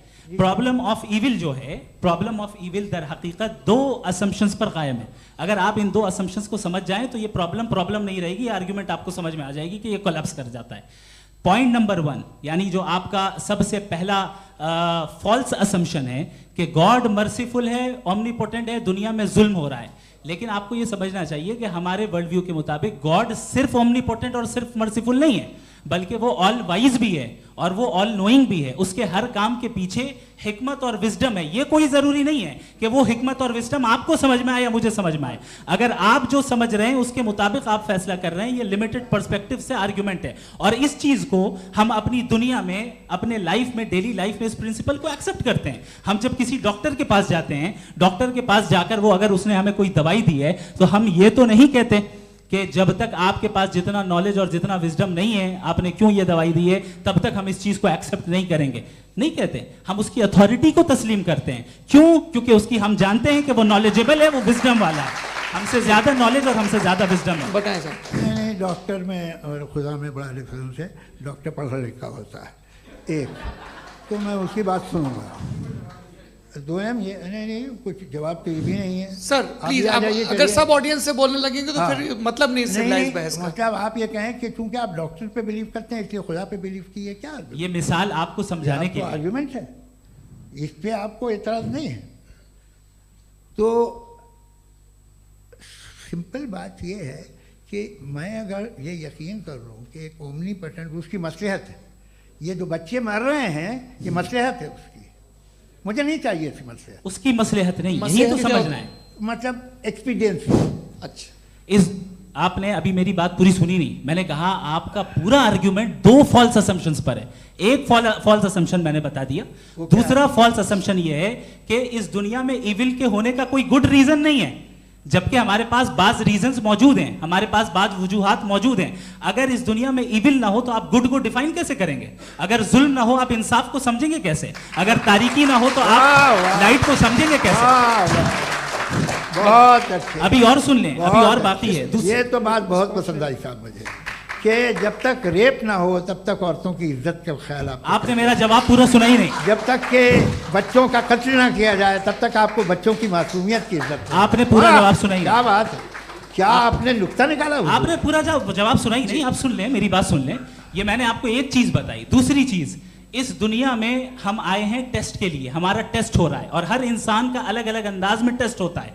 और इस दुनिया में अगर इविल मौजूद है तो वो इविल जरिया है हमारे अंदर ह्यूमन नोबल क्वालिटीज को डेवलप करने का और अलग अलग फील्ड में प्रोग्रेस करने का। और अगर हमारे अंदर और इस दुनिया में इविल नहीं होता तो बताइए टेस्ट का मतलब क्या होता? अगर मैं अपने स्टूडेंट को एमसीक्यूज दूं और उसमें सिर्फ राइट आंसर लिख कर दे दूं और कहूं तुम्हारा टेस्ट हो गया, ये मीनिंगलेस है। इस दुनिया में अगर हम टेस्ट के लिए आए हैं तो जाहिर है गुड एंड इविल दोनों मौजूद है। तो अगर गुड एंड इविल दोनों मौजूद है तो ये इविल भी खुदा का बनाया हुआ है? जी हाँ, खुदा का बनाया हुआ है। लेकिन अच्छा, चलो अच्छी बात। जी बिल्कुल, तो बिल्कुल खुदा ने बनाया। अभी तो ये है कि जो मेजॉरिटी है दुनिया में वो इविल है, तो ये खुदा एक्चुअली इविल के साइड पे लग रहा है मुझे। बिल्कुल भी नहीं, मैं बताता हूं। मेजॉरिटी में तो वो है। क्या बात कर रहे हैं भाई आप? कोई भी जो मुंसिफ होगा, चाहे आपका अपना घर हो जिसके आप सबसे बड़े हैं, चाहे आपकी ऑर्गेनाइजेशन हो जो आप चलाते हैं, वहां पर आप इविल रखेंगे साबित करने को कि बाकी लोग शरीफ हैं? मेरी बात सुनिए, क्या ये आर्ग्यूमेंट ही गलत है? अगर कि जब तक के कोई इविल नहीं होगा तब तक के शरीफ आदमी शरीफ नहीं लगेगा। अगर एग्जामिनर गलत ऑप्शन दे रहा है तो एग्जामिनर इविल नहीं हो गया, जो गलत ऑप्शन को सेलेक्ट कर रहा है वो फेल होगा। क्रिएटर ने इविल को बनाया है लेकिन वो इविल नहीं है। अच्छा सुनिए मेरी बात, लेट मी कंप्लीट सर। जी जी। क्रिएटर ने इविल को बनाया है टेस्ट के लिए, वो इविल नहीं है। इविल वो होगा जो उसे इख्तियार करेगा। छुरी को बनाने वाला गलत नहीं होता है, छुरी का गलत इस्तेमाल करने वाला गलत होता है। रेप को कैसे गलत इस्तेमाल करते हैं? रेप इंसान के फ्री विल का नतीजा है। ये रेप कैसे गलत इस्तेमाल होता है? ये मुझे अब सुन लें, गलत इस्तेमाल होता है। हाँ मैं बता रहा हूँ ना, कैसे गलत? मैं बता रहा हूँ कि जो इविल इस दुनिया में मौजूद है उसके कई सारे तरीके हैं। एक तरीका इंसान का अपना फ्री विल है। अब अगर कोई रेपिस्ट रेप कर रहा है तो इसका गॉड का कसूर नहीं है, वो अपने फ्री विल का गलत इस्तेमाल कर रहा है, उसको सजा मिलनी चाहिए। अच्छा, और उसी के लिए जहन्नम बनाई गई है। ये फ्री विल का भी बड़ा चक्कर।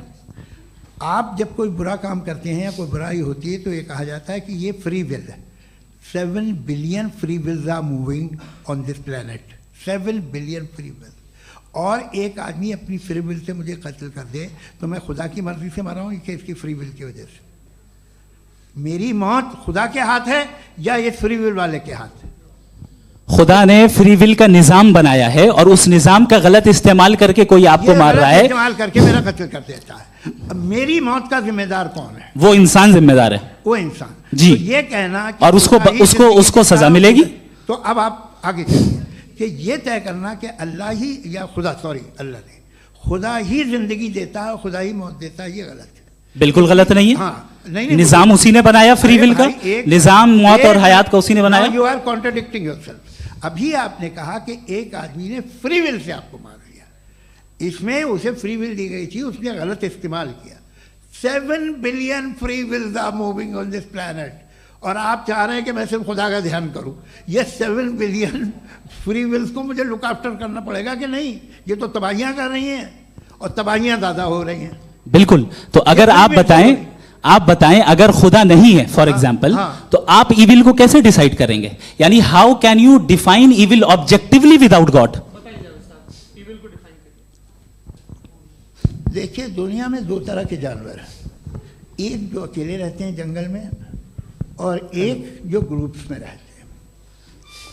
ग्रुप में जो भी रहेगा, चाहे वो आपका फाउंडेशन हो, चाहे कोई क्लब हो, चाहे कोई पॉलिटिकल पार्टी हो, चाहे कोई यूनिट हो, उसमें आपको इंटरैक्ट करने के रूल बनाने पड़ेंगे। यानी लोग तय करेंगे। लोग तय करेंगे। अगर लोगों ने ये तय किया कि किसी का रेप करना सही है, आप जस्टिफाई करेंगे? नहीं, आपका फाउंडेशन तो ये हो गया ना कि लोग ही विल डिसाइड करेंगे। नहीं। अरे दुनिया में ऐसे ग्रुप्स हैं जो रेप को जायज़ मानते हैं सर्टेन हालात में। मैं डिटेल में नहीं जानूंगा, आप भी जानते हैं। ये जो आईसिस वाले थे जिन्होंने क्या किया था, तो उन्होंने क्या किया उसका खुदा से कोई ताल्लुक नहीं है सर। मैंने सिंपल सवाल किया कि इविल को आप डिफाइन करते कैसे हैं? आइए वापस आइए जी। आप साथ में तभी रह सकते हैं जब कुछ आप ऐसे उसूल डेवलप करें जिसमें हर एक का बेसिक तहफ़्फ़ुज़, हर एक का बेसिक राइट हो और हर एक को कोई आराम मिले। यही तरीक़ा है किसी भी ऑर्गेनाइजेशन जिसमें एक से ज़्यादा लोग हैं। और वो ऐसे चलती है ज़िंदगी। उसमें अगर आप गड़बड़ करेंगे तो तबाही होगी, नुकसान होगा, बर्बादियाँ आएंगी। और अगर उसमें आप घर ले लीजिए ना, एक हस्बैंड है, एक वाइफ है, बच्चे हैं, वालदा भी हैं, 2 बहनें भी हैं, एक भाई भी है। अब इसमें कोई निज़ाम आपको चाहिए साथ में रहने का, और एक दूसरे पे भरोसा रहे, एक दूसरे के बहीख्वाह हों, एक दूसरे की मदद करें, ऐसी जिंदगी। सर आपकी बात आ गई, आप ये कह रहे हैं कि लोग डिसाइड करेंगे क्या सही है क्या गलत है, यही है? मेजॉरिटी डिसाइड करेगी क्या सही है क्या गलत है? अरे भाई बिल्कुल। मेजॉरिटी अगर ये कहे कि नाजी जर्मनी के साथ जिस तरह मेजॉरिटी थी कि जेनोसाइड करना सही, आप जस्टिफाई करेंगे?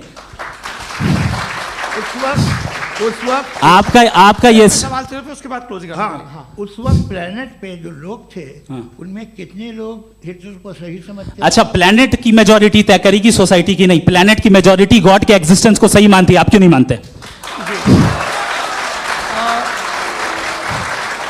ये हेलो ये क्रॉस क्वेश्चन का राउंड यहाँ पर समाप्त होता है। और ये बड़ा अच्छा है कि इस तरह से फ्रेगमेंट कर दिया गया है ताकि जो मरकरी ऊपर जा रहा है नीचे जवाब दे दूं। जी, प्लेनेट की ज़्यादातर मेजॉरिटी कुछ दूसरे मजहबों के खुदा को मानती है। आप उन्हें क्यों नहीं? आप तो मेजॉरिटी की बात कर रहे हैं। अच्छा, ये क्लोजिंग आप ये कह रहे हैं इविल और गुड को डिसाइड मेजॉरिटी करेगी, मेजॉरिटी जो कर दे वो सही हो जाएगा। क्लोजिंग इसको जैसा आप ही लोगों ने तय किया है उसी फॉर्मेट को फॉलो कर लेते हैं। हाँ भाई, मैंने तो भले लोगों पे एतबार किया और तब मॉडरेशन तय किया। जी, आपके पास 5 मिनट का वक्त है, क्लोजिंग आर्ग्यूमेंट है, उसके बाद हम ऑडियंस से क्वेश्चन आंसर लेंगे जावेद साहब की क्लोजिंग आर्ग्यूमेंट के बाद। ओके, बहुत शुक्रिया जी। हमारा जो टॉपिक है डज गॉड एग्जिस्ट, मैं इस पे इतने एकेडमिक तैयारी करके आया था, मुझे था कि मैंने सोचा था कि कई सारे मैं आर्ग्यूमेंट्स दूंगा, लेकिन वक्त की भी किल्लत और जावेद साहब बार बार इधर उधर चले जा रहे थे तो उसको भी थोड़ा एंटरटेन करना पड़ गया। डज गॉड एग्जिस्ट पे मैं एक ही आर्ग्यूमेंट दे पाया। आर्ग्यूमेंट्स बहुत हैं और डेफिनेटिव आर्ग्यूमेंट्स हैं, और मेरे आर्ग्यूमेंट को किसी एक राउंड में भी इन्होंने एंटरटेन नहीं किया और रेफ्यूट नहीं किया, एक राउंड में भी नहीं, एक राउंड में भी नहीं। और ना ही अभी आपका क्लोजिंग आर्ग्यूमेंट आएगा, नहीं, वो बता देना। Argument of contingency sir. अरे मैं आपसे कई बार कह चुका हूं कंटीजेंसी का मतलब अब मैं कैसे समझाऊं आपको? आपस में हाँ, आप और कितने आसानी से समझाऊं मैं, मुझे तो नहीं समझ में आ रहा है। आप अपनी आर्ग्यूमेंट ऑफ कंटीजेंसी उर्दू में बोल सकते हैं। हाँ, आप अपनी बात पूरी कर लें जी, आखिरी 4 मिनट। दूसरी चीज, just a minute please ma'am, can I talk? दूसरी चीज ये है कि आपने एक तो इसका जवाब नहीं दिया, दूसरा आपने गॉड के ना होने पर कोई डेफिनेटिव आर्ग्यूमेंट नहीं दिया, सिर्फ मजहब पे बात कर रहे हैं आप। मजहब तो आज हमारा टॉपिक ही नहीं था, आज तो हमारा टॉपिक हो, आप मजहब से ले लेकर आईएस तक चले गए। भाई हमारा क्या ताल्लुक है उससे? We condemn them. और उसका गॉड से क्या ताल्लुक है? अगर कोई गलत काम कर रहा है, किसी ने किसी को कत्ल किया, किसी ने किसी का रेप किया, उसको सजा मिलनी चाहिए। और आपके पास कोई भी rational strong foundation of morality नहीं है। आपने कहा कि मेजॉरिटी तय करेगी सोसाइटी की, वो सही होगा। मैंने कहा हिटलर को फिर आप सही कहेंगे? नहीं, प्लैनेट की सोसाइटी की मेजॉरिटी तय करेगी। तो प्लैनेट की मेजॉरिटी गॉड के एग्जिस्टेंस को मानती है, आप कह रहे हैं ये रिलीजियस है।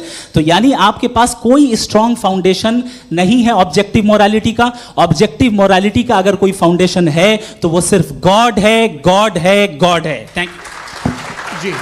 ये मुफ्ती शमाइल नदवी साहब का क्लोजिंग आर्ग्यूमेंट था। अब हमारे पास जी, मैं जी ये बड़ा अच्छा है कि दोनों लोगों को मॉडरेटर से शिकायत भी और बोल रहे हैं भाई हमारी शाबाशी भी तो करते चलो। अब मेरी बात जी, आपके पास जावेद अख्तर साहब 5 मिनट का वक्त है, ये आपका क्लोजिंग आर्ग्यूमेंट है, टाइम रीसेट कर दें जी।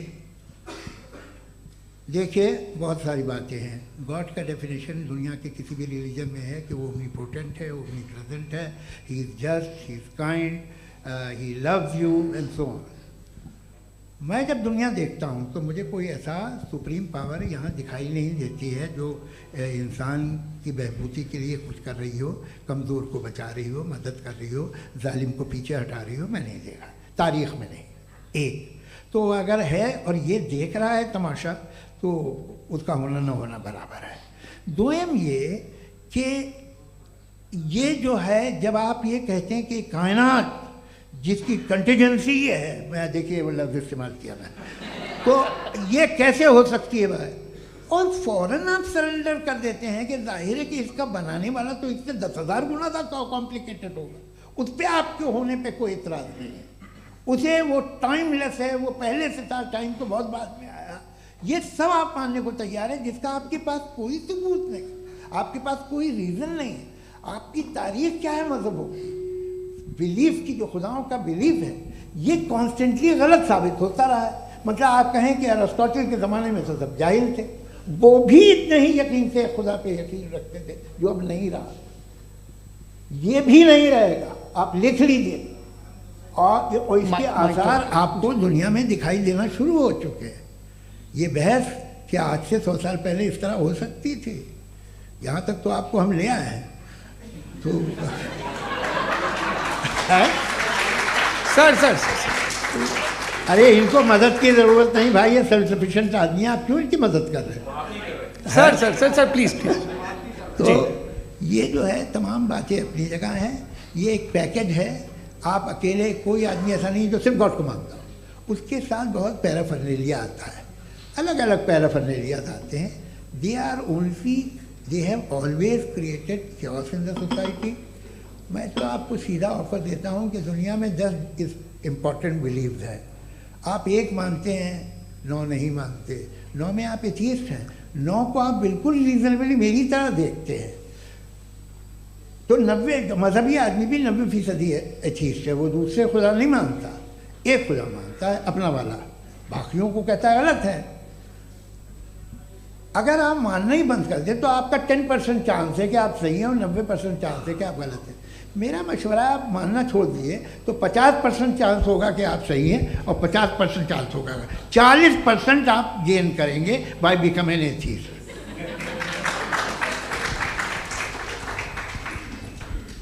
ये एक फरसूदा ख्याल है, ये ख़त्म हो रहा है। हो सकता है मेरी ज़िंदगी में ना हो, लेकिन ये हो जाएगा। जो बातें ये इनको आप मेटाफिज़िकल ये वो ऐसे रिस्पेक्टेबल टर्म दे दिए, ये तो उन लोग के हैं जिन्हें ना फिज़िक्स मालूम थी ना मेटा मालूम था, ये उन्होंने आपको दिए हैं। जी बहुत शुक्रिया आप दोनों लोगों का। और अब इस बातचीत का आखिरी राउंड शुरू होगा, डज गॉड एग्जिस्ट की ये बहस मुफ्ती शमाइल नदवी और जावेद अख्तर साहब के बीच। आप लोग अपने अपने हाथ ऊपर करेंगे, मैं यहाँ से तय करूँगा। और माइक हमारे पास है क्या? एक ही माइक है ऑडियंस के लिए? 2 माइक है, एक इस तरफ एक इस तरफ, ठीक है। तो जी सबसे पहले हमारी सहयोगी हैं मारिया शकील जी, पूछिए सवाल। थोड़ा सा रुकेंगे ताकि कैमरे का फ्रेम आप पर आ जाए, आपकी तो प्रैक्टिस है टीवी की। जी नदवी साहब, मैं खुदा को मानती हूँ, पहले मैं इसी प्रमाइस से शुरू कर रही हूँ और ये बता रही हूँ आपको, मैं मानती हूँ। लेकिन कुछ सवाल हैं जो जावेद साहब ने उठाया, उसका जवाब आपको देना चाहिए। पहला सवाल ये कि गज़ा में सालों से छोटे बच्चे मर रहे हैं, वो उनको, अगर खुदा मर्सीफुल है, हम मानते हैं कि अल्लाह ताला में बहुत ताकत है, तो वो बच्चे क्यों मर रहे हैं? दूसरी बात ये कि अगर कंटिजेंसी की जो आप बात करते हैं, पूरे मुस्लिम ममालिक मिल करके भी उन गज़ा के बच्चों को क्यों नहीं बचा पा रहे हैं? क्योंकि अगर वो चाहते, क्योंकि अल्लाह ताला उन पर हुकूमत करते हैं, सब पर हुकूमत करते हैं, तो वो उनको क्यों नहीं बचा? जी थैंक यू वेरी मच। बहुत अच्छा किया आपने इस चीज़ को जिक्र कर दिया, मैं इसको और अच्छे से एक्सप्लेन करने की कोशिश करता हूँ। देखें, जहाँ तक आपने कहा कि गज़ा के बच्चों को मारा जा रहा है, देखें 2 वर्ल्ड व्यू है, एक एथीस्टिक वर्ल्ड व्यू, एक थीस्टिक वर्ल्ड व्यू है। बच्चे मर रहे हैं दोनों वर्ल्ड व्यू में, लेकिन हमारा वर्ल्ड व्यू कह रहा है कि रिकॉम्पेंस है, ये कह रहे हैं कि उनका मरना बेकार जाने वाला है, कोई उसका रिकॉम्पेंस नहीं है, चूंकि इनके यहाँ आखिरत और अल्लाह का कोई तसव्वुर या गॉड का कोई तसव्वुर नहीं है। आपने ये सवाल किया कि गॉड मर्सीफुल है, क्यों नहीं रोकता? ये मैंने बताया कि ये मिसकंसेप्शन है लोगों के दरमियान कि गॉड को सिर्फ मर्सीफुल और ओमनीपोटेंट समझते हैं। गॉड के सिर्फ यही 2 एट्रीब्यूट्स नहीं हैं, गॉड के कई सारे एट्रीब्यूट्स हैं, उनमें से अल हकीम भी है, उनमें से ऑल वाइज भी है, ऑल नोइंग भी है। लिहाजा अगर इस दुनिया में किसी को तकलीफ आ रही है और गॉड उसको नहीं रोक रहा है, वो इसलिए नहीं रोक रहा है चूंकि इंसानों को फ्री विल दिया गया है। ठीक इसी तरीके से अगर एक डॉक्टर किसी छोटे बच्चे को इंजेक्शन लगा रहा है, उसे तकलीफ पहुंच रही है, उसके लिमिटेड पर्सपेक्टिव के एतबार से ये गलत हो रहा है और डॉक्टर बुरा है, लेकिन जब आप ब्रॉडर पिक्चर को देखेंगी, आपके और हमारे पास सिर्फ एक पिक्सल है, हमें इतना नजर आ रहा है कि गजा में कत्ल हो रहा है, लेकिन इसके पीछे कितना रिकॉम्पेंस उनको मिलने वाला है, पूरा पिक्चर गॉड के पास है। तो एक पिक्सल से आप पूरे पिक्चर को कभी भी जज नहीं कर सकती। आप इसमें कुछ जोड़ना चाहेंगे? आपको कुछ बोलना है इसमें? भैया आपने बहुत अच्छा जस्टिफिकेशन दिया। या आप वो जो वहाँ के प्राइम मिनिस्टर इजराइल के उन्हें भेजिए, वो बहुत खुश होंगे। आप जस्टिफिकेशन दे देना कि अगर गॉड नहीं है तो बच्चे क्यों मर रहे हैं, आप बताएं। वो ये सवाल पूछ रहे हैं कि अगर आप ईश्वर का अस्तित्व नहीं मानते हैं तो उन बच्चों की मौत को आप कैसे इंटरप्रेट करते हैं? भाई ये दुनिया जो है, जो ताकतवर लोग होते हैं वो एक नाइंसाफी करते हैं। तो ये अच्छा काम है आपके नजदीक, तो नेचर नाइंसाफी पे मबनी है। अरे मेरे भाई, आप नेचर की कहाँ बात कर रहे हैं, तो इंसान की बात जी, कर ये रहे तो फिर जब मैं इंसान की बात कर रहा था, आप नेचर की बात करने लग क्रॉस गए। एग्जामिनेशन नहीं। हाँ, अब आप मुझे बोलने नहीं देंगे तो अलग बात है, आप बोलिए, मुझे कोई जल्दी नहीं। जी नहीं, ये क्रॉस एग्जामिनेशन एक है। Minute, cross examination. मुझे बोल तो लेने दीजिए। जी, बोलिए। ठीक है। बात ये है कि ह्यूमन सोसाइटी तभी साथ में रह सकती है जब वो मोहब्बत से, एकता से, एक दूसरे के एहतराम करके रहे। इसके अलावा पॉसिबल नहीं है, अकेले तो इंसान रह नहीं सकता। वहाँ पर कुछ लोग हैं जो फाउल करते हैं। वो फाउल हमेशा से तारीख में होता आया है। आज ये हो रहा है, जो हो रहा है बहुत बुरा हो रहा है, बहुत जालिमाना है, बहुत जाबराना है। उसको आप कहें कि ये बच्चों को कॉम्पनसेशन मिल जाएगा या इसकी इंजेक्शन है, इंजेक्शन तो हेल्थ के लिए दिया जाता है। आप ये कह रहे हैं कि ये बच्चों की जो धज्जियां उड़ रही हैं ये इंजेक्शन है, ये टेस्ट है, ये टेस्ट है, और उस टेस्ट में उनको ऐसा रिकॉम्पेंस मिलेगा जो आपके तस्वुर के बाहर है। ये आप 3 बरस के बच्चे को बारूद से उड़ा के टेस्ट ले रहे हैं। वाह, वो नहीं ले रहा है, खुदा नहीं उड़ा रहा है, इजराइल उड़ा रहा है। जी, ये तो उसको कंडेम अगला करें। सवाल लेते हैं। अगला सवाल लेते हैं प्रोफेसर पुरुषोत्तम अग्रवाल। मुफ्ती साहब, एक निवेदन आपसे है कि कम से कम थोड़ा सा माइक क्लोज एक रिलीजियस और फिलोसफिकल कर मैं प्लीज। एक रिलीजियस और फिलोसफिकल ट्रेडिशन है जो ब्रह्मांड को यानी यूनिवर्स को ही अंतिम मानती है। सर्वम खलु इदम ब्रह्मम, this is Chandogya Upanishad, and it completely rules out the existence और नेसेसिटी, आपके शब्दों में necessity of a creator. The creation itself is the creator. तो एक मिनट प्लीज। दूसरा जो सवाल आपने अभी, जो आप बार बार कह रहे हैं कि भगवान विद्वान भी है, वाइज, सब जानने वाला, तो अगर विजडम में दुनिया भर के पापों और अत्याचारों को बर्दाश्त करना शामिल है, तो फिर इसका मतलब ये हुआ कि अगर मैं फ्री विल से उसको अपोज करता हूं तो ईश्वर की विजडम और मेरी फ्री विल में कॉन्ट्राडिक्शन है। Because when I am opposing whatever is happening in Gaza, then I am opposing the God's will और गॉड्स विजडम। जवाब लेते हैं क्योंकि तो गॉड की विजडम में, एक मिनट सर प्लीज सर, ये एक जुमला, गॉड की विजडम है कि गाजा में जो कुछ हो रहा है वो हो रहा है, मैं उसका अपोज कर रहा हूं, तो मैं गॉड की विजडम के खिलाफ जा रहा हूं। एक सवाल। दूसरा ये नहीं, आपने 2 ऑलरेडी। सर आप और सवाल कर लें, लेकिन मुझे 2 जवाब दे सर, दीजिए। पहले आपने ये कहा, सुनिए मेरी बात सुनिए। भाई, इजराइल के गॉड के मुताबिक तुम्हारा ठीक हो रहा है ना? नहीं हो रहा है, सीख नहीं हो रहा है, मैं बता रहा हूं क्या हो रहा है। आप तशरीफ रखिए, मैं बता रहा हूं क्या हो रहा है। Let me complete please. एक सेकंड गाइस, एक सेकंड। ये देखिए, ऐसा है कि ये सब बड़ा आपस में विचार विमर्श के बाद ये तय हुआ था कि कुछ नियम बना लिए जाएं ताकि एक टाइम बाउंड बातचीत चले। और भाई साहब, आप बड़ा जरूरी काम कर रहे हैं लेकिन कैमरे के फ्रेम में आके उस काम को गड़बड़ कर दे रहे हैं। ठीक है गुरु, अब मेरे को कहीं का गुस्सा कहीं निकालना था, सॉरी। नहीं, कोई गुस्सा नहीं है जी। तो प्रोफेसर ने सवाल पूछे, आप उनके जवाब दें, और थोड़ा ये सब लोग थोड़ा ख्याल रखें भाई, सवाल संक्षिप्त रखें जी। आपने 2 सवाल किए। सबसे पहला ये कहा कि हमारे पास ये कॉन्सेप्ट है कि ये यूनिवर्स खुद नेसेसरी बीइंग है, creation itself is the creator. How irrational is this कि मैं एग्जिस्ट करूंगा बाद में, लेकिन अभी एग्जिस्ट कर भी रहा हूं, यानी एक ही टाइम में एग्जिस्ट भी कर रहे हैं, नहीं भी कर रहे हैं। This is not true. दूसरी चीज आपने कहा कि अगर इजराइल में, सॉरी माफ कीजिएगा, Israel doesn't exist, occupied Palestine में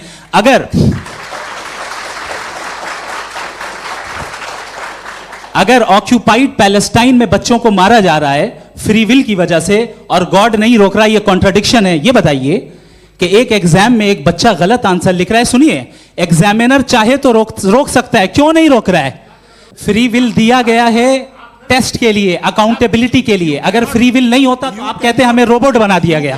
अदर्स रिप्रेजेंट माई पोजीशन, आपकी जो भी पोजीशन, मैं अपनी फ्री विल के नाते, अपने ह्यूमन विजडम के नाते गाजा में हो रही अत्याचार का विरोध करता हूं। बिल्कुल करना चाहिए। आपके हिसाब से मैं गॉड की विजडम का विरोध कर रहा हूं? बिल्कुल नहीं, समाज हो रहा है गॉड की, बिल्कुल भी नहीं, बिल्कुल भी नहीं।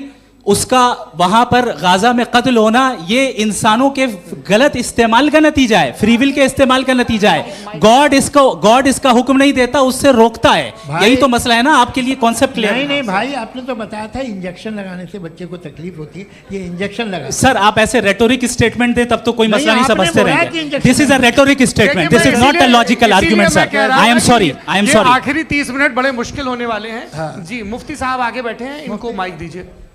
हाँ तरुण, माइक आप अपने पास रखिए, आपको कैमरे का फ्रेम पता है। जी सबसे पहले दोनों को मुबारकबाद। एक सर अपना आप नाम बता दें। आप अमेरिका में शिकागो में रहते हैं, इतना मुझे याद है। बताया आपको, यासिर नदीम अलवाजदी मेरा नाम है। जावेद सर आपसे क्वेश्चन है इन्फिनिट रिग्रेस के ताल्लुक से। एक हाइपोथेटिकल सिनेरियो है, मसलन अगर आप सर माइक थोड़ा सा प्लीज क्लोज रखिए। ओके जी अगर आप शायर इसलिए हैं कि आपके कोई उस्ताद शायर थे, और वो इसलिए शायर थे कि उनके कोई उस्ताद शायर थे, और इसी तरीके से हम माजी में पीछे चलते चलते चले जाएं और कहीं ना रुके, तो माफ कीजिएगा आप कभी शायर नहीं हो सकते। लेकिन आप शायर हैं, आपका शायर एग्जिस्ट करता है, इसका मतलब ये है कि आप कहीं ना कहीं रुके हैं। तो मेरा सवाल ये है कि क्या आप इन्फिनिट रिग्रेस ऑफ कॉजेस को लॉजिकल फैलेसी मानते हैं या नहीं मानते? हाँ या ना? मैं इन्हें लॉजिकल फैलेसी नहीं मानता हूँ, लेकिन मेरा प्रॉब्लम यह है कि जब मैं नहीं मानता हूँ तो I will continue with this logic जो फैलेसी नहीं हो। आप एक जगह रुक जाते हैं जाके, आप कहते हैं ये गेंद कैसे बनी, ये जजीरा कैसे बना, ये समंदर कैसे बना, ये ज़मीन कैसे बनी, और अचानक गॉड पे जाके आपको ब्रेक लग जाता है। एक बार आप सवाल नहीं करते कि भाई इनको बनाने वाला तो इनसे भी कॉम्प्लिकेटेड होगा, वो कैसे बना, उसके बारे में आपने इत्मीनान कर लिया, वो हमेशा से है। तो अगर आप उसे हमेशा से मानते हैं तो फिर ये मान लीजिए कि कायनात हमेशा से है, क्या तकलीफ? फिर हम वजूद में नहीं आते जी है? हम मौजूद नहीं। अच्छा सर क्यों नहीं हो सकते? मैं बताऊं प्लीज प्लीज। जैसे मैंने मिसाल दी आपके शेर, आपका शेर कभी वजूद में ना आता अगर शायर इसी तरह चलते रहते हमेशा। जी माइक मेरे ख्याल से एक सेकंड, इन्फिनिट रिग्रेस का कॉन्सेप्ट क्लियर नहीं हो पाया, ऐसे रहने दें, लेट्स मूव ऑन सर। ठीक है। हाँ थोड़ा सा मॉडरेटर का भी ख्याल रखें। नहीं आपने तो रखा है, आपने रखा है। यहाँ पे गौहर रजा साहब हैं, वो भी एक सवाल पूछना चाहते हैं। माइक यार नीचे से ऑन कर दिए, नीचे। पहले तो ये कह दूं कि मैं उन बच्चों से शर्मिंदा हूं जिनको गज़ा में कत्ल किया गया, क्योंकि हमारे होते हुए कत्ल किया गया। लेकिन उससे ज़्यादा शर्मिंदगी इस बात से हुई कि मुझे लगा कि मुफ्ती साहब उसको जस्टिफाई कर रहे हैं। बिल्कुल भी नहीं, आप बहुत ही गलत, मुझे लगा मैं गलत हो सकता हूं। बिल्कुल गलत मैं है। सवाल पूछ रहा हूं, सवाल मैं सवाल पूछ रहा हूं। मैं जावेद भाई से डिसएग्री करता हूं। एक सेकंड देखिए, अगर देखिए ऐसा एक सेकंड आप सर वेट अरे आप कुछ मेरे पहले मुझे अपनी बात कह लेने दीजिए। अगर ऑडियंस तय करेगी तो फिर मॉडरेटर का मतलब नहीं। मेरा आप सबसे ये कहना है, ये बहस दो लोगों के बीच में है, एक तरफ मुफ्ती साहब, एक तरफ जावेद साहब। पिछले 1.5 घंटे से ये लोग अपने अपने तर्क रख रहे हैं। आपकी इनसे इत्तेफाकी हो सकती है, ना इत्तेफाकी हो सकती है। मेरे उस्ताद मुझे सिखा गए हैं कि मुखामुखम में असहमति की गुंजाइश बची रहनी चाहिए। अगर मैं आपकी बहुत इज्जत करता हूं गौहर साहब, आपने जो कमाल की किताबें लिखी, साइंटिफिक टेम्परामेंट, लेकिन मेरी ये गुजारिश है आप सबसे कि यदि आप इन लोगों ने जो बोला उन पर टिप्पणियां करेंगे तो ना वक्त की पाबंदी रहेगी, ना वो अनुशासन। आप सवाल पूछ लें, उस सवाल में जो बात आ जाए वो आ जाए। मैं जावेद साहब से डिसएग्री करता हूं, इसलिए जावेद साहब से सवाल पूछ रहा हूं। आपका सवाल जावेद अख्तर साहब से। और सवाल ये है मेरा कि जावेद साहब ने कई बार लॉजिक का इस्तेमाल किया कि साइंस में लॉजिक है और रिलीजन में लॉजिक नहीं है। मेरा ख्याल ये है कि रिलीजन में भी लॉजिक है, लेकिन उस लॉजिक की बेसिस ये है कि आप रुक जाते हैं, जिसका जिक्र जावेद साहब ने बार बार किया, यानी खुदा के तसव्वुर पे आते हुए, गॉड के तसव्वुर पे आते हुए रुक जाते हैं। और इसमें सवाल पूछना मतलब फॉरबिडन होता है। सवाल यह है कि क्या जावेद साहब इससे एग्री करते हैं कि साइंस की लॉजिक अलग है और रिलीजन की लॉजिक अलग है? बताइए सर। देखिए 3 चीज़ें हैं, साइंस है, एक है मंतिक है, इस्तिदलाल है, और एक जो है कुछ भी नहीं है, फेथ है, अकीदा है। मैं अकीदे की लॉजिक का कायल नहीं हूँ। मुझे आप इस्तिदलाल से, लॉजिक से, रीज़न से समझाइए, मैं मानने को तैयार हूँ, मेरा क्या नुकसान होगा। लेकिन ये कि अकीदे पे मैं नहीं जा सकता हूँ। अकीदे का मतलब है कि तुम ये मान लो, सवाल ना करो, ये नहीं। आप सारी बातें करके, बड़ी साइंटिफिक बातें करके एक जगह जाके खुदा के वजूद पे रुक जाते हैं, सरेंडर कर देते हैं। मैं सरेंडर करने को तैयार नहीं। That's all. जी, ये आगे सर बैठे हुए हैं, इनको माइक दीजिए। भाई वो आप पूछना चाह रहे थे ना भाई? हाँ, नहीं मैं ये, थैंक यू जी, आपका नाम? आसिम इफ्तिखार। आसिम जी, पूछिए।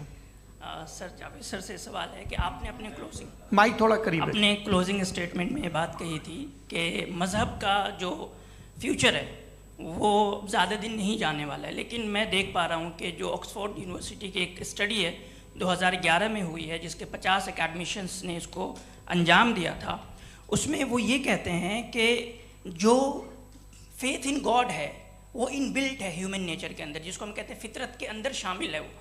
और वो ये कहते हैं कि अगर कोई ये समझता है कि मज़हब को वो ख़त्म कर देगा तो ये उसकी गलत फहमी है। तो आप इसके बारे में, इस स्टडीज़ के बारे में क्या कहते हैं? ठीक है, मैं उनसे एग्री नहीं करता हूँ। वो कौन से प्रोफेसर होंगे? ऐसा उनके क्या पास डेटा है, इन्होंने डेटा के बेस होगा। डेटा क्या हो सकता है? फ्यूचर का डेटा तो नहीं हो सकता ना उनके पास, प्रेजेंट का डेटा हो सकता है।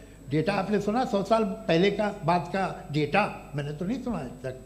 तो आज उनकी ये राय है और होगी राय, ठीक है। दुनिया में तरह तरह की राय है लोग, लेकिन मैं समझता हूँ कि वक्त के साथ इंसान ज़्यादा से ज़्यादा रीज़नेबल और लॉजिकल होता जा रहा है। आज आप देखिए वेस्टर्न यूरोप में क्या परसेंटेज है नॉन बिलीवर्स की, बहुत हाई।